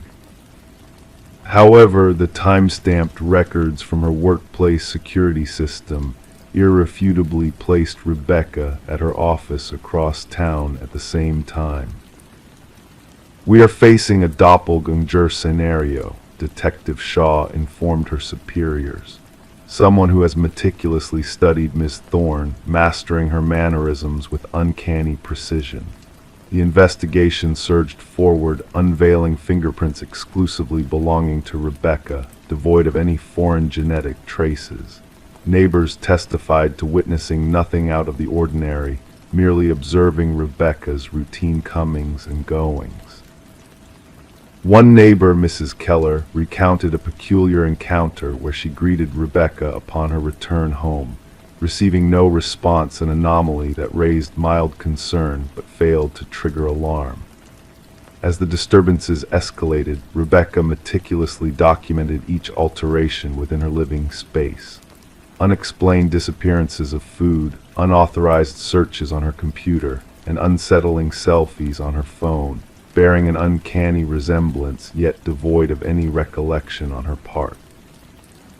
"I feel as though I'm losing my mind," she confided to Detective Shaw during their third interaction. "Or perhaps someone is orchestrating this delusion to torment me." Breakthrough arrived with the revelation of a pattern embedded within the security footage. The doppelganger only infiltrated Rebecca's sanctuary during her absence for specific preordained engagements, therapy sessions, yoga classes, Sunday morning grocery runs, pre-planned activities with predictable durations. "Your routine has been meticulously studied," Shaw elucidated. "This isn't happenstance. It's a targeted campaign of surveillance and infiltration." A forensic psychologist postulated a fixation theory, suggesting an individual fixated on assuming Rebecca's identity, gradually morphing into her existence, potentially aiming to supplant her entirely. Such cases, though rare, found validation within psychological annals, portraying a fractured psyche fixated on a victim embodying coveted traits: stability, allure, accomplishment, normalcy. The scope of the investigation narrowed upon Rebecca's mention of a former colleague, Lily Winters, terminated due to escalating erratic behavior. Lily had shared close professional ties with Rebecca, frequently drawing parallels between their personas. Following her dismissal, she inundated Rebecca with a series of unsettling emails hinting at a deeper connection. "We are akin," one missive proclaimed. "Sometimes I feel more like you than you do." A search warrant granted access to Lily's abode unveiled a tableau that transcended from disconcerting to harrowing. A room within Lily's dwelling stood transformed into a shrine-like replica of Rebecca's bedroom, adorned with a plethora of photographs capturing Rebecca's every move, social encounters, and shopping excursions, all clandestinely documented. A closet brimmed with duplicates of Rebecca's attire, a vanity laden with cosmetics aligning with Rebecca's preferred brands, alongside meticulous notes chronicling her gestures, speech patterns, and quotidian rituals.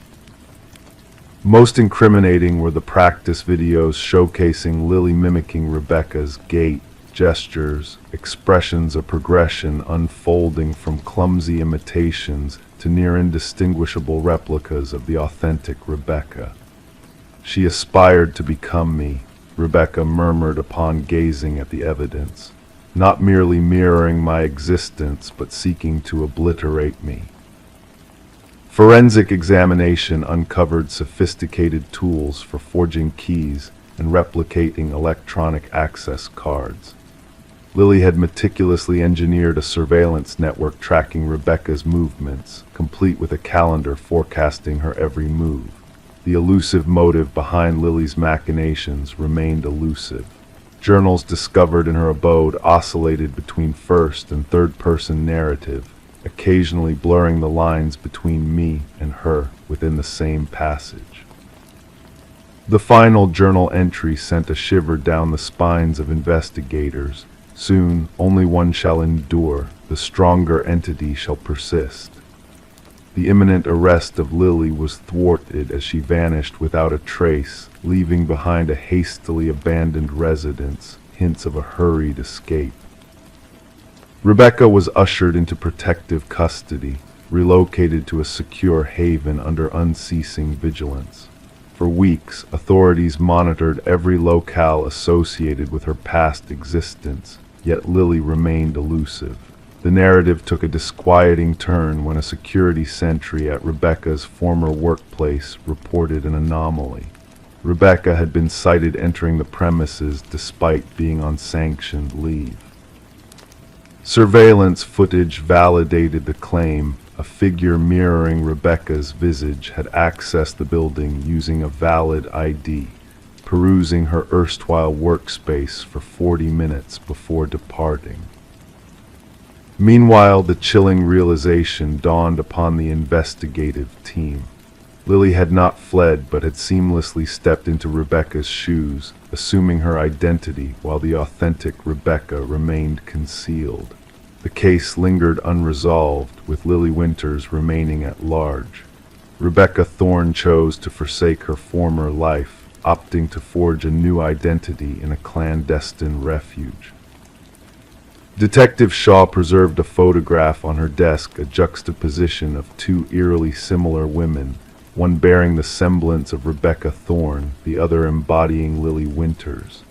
Oftentimes she scrutinized their countenances, seeking the minutiae that set them apart, the nuances that demarcated one from the other. The truly perturbing aspect Shaw imparted to nascent detectives is not that someone might resemble or sound like you. It's the fervor with which they yearn to assimilate you, eroding their own essence in the pursuit. Identity isn't solely our outward facade, it's our most guarded treasure, and at times its worth becomes apparent only when threatened by another's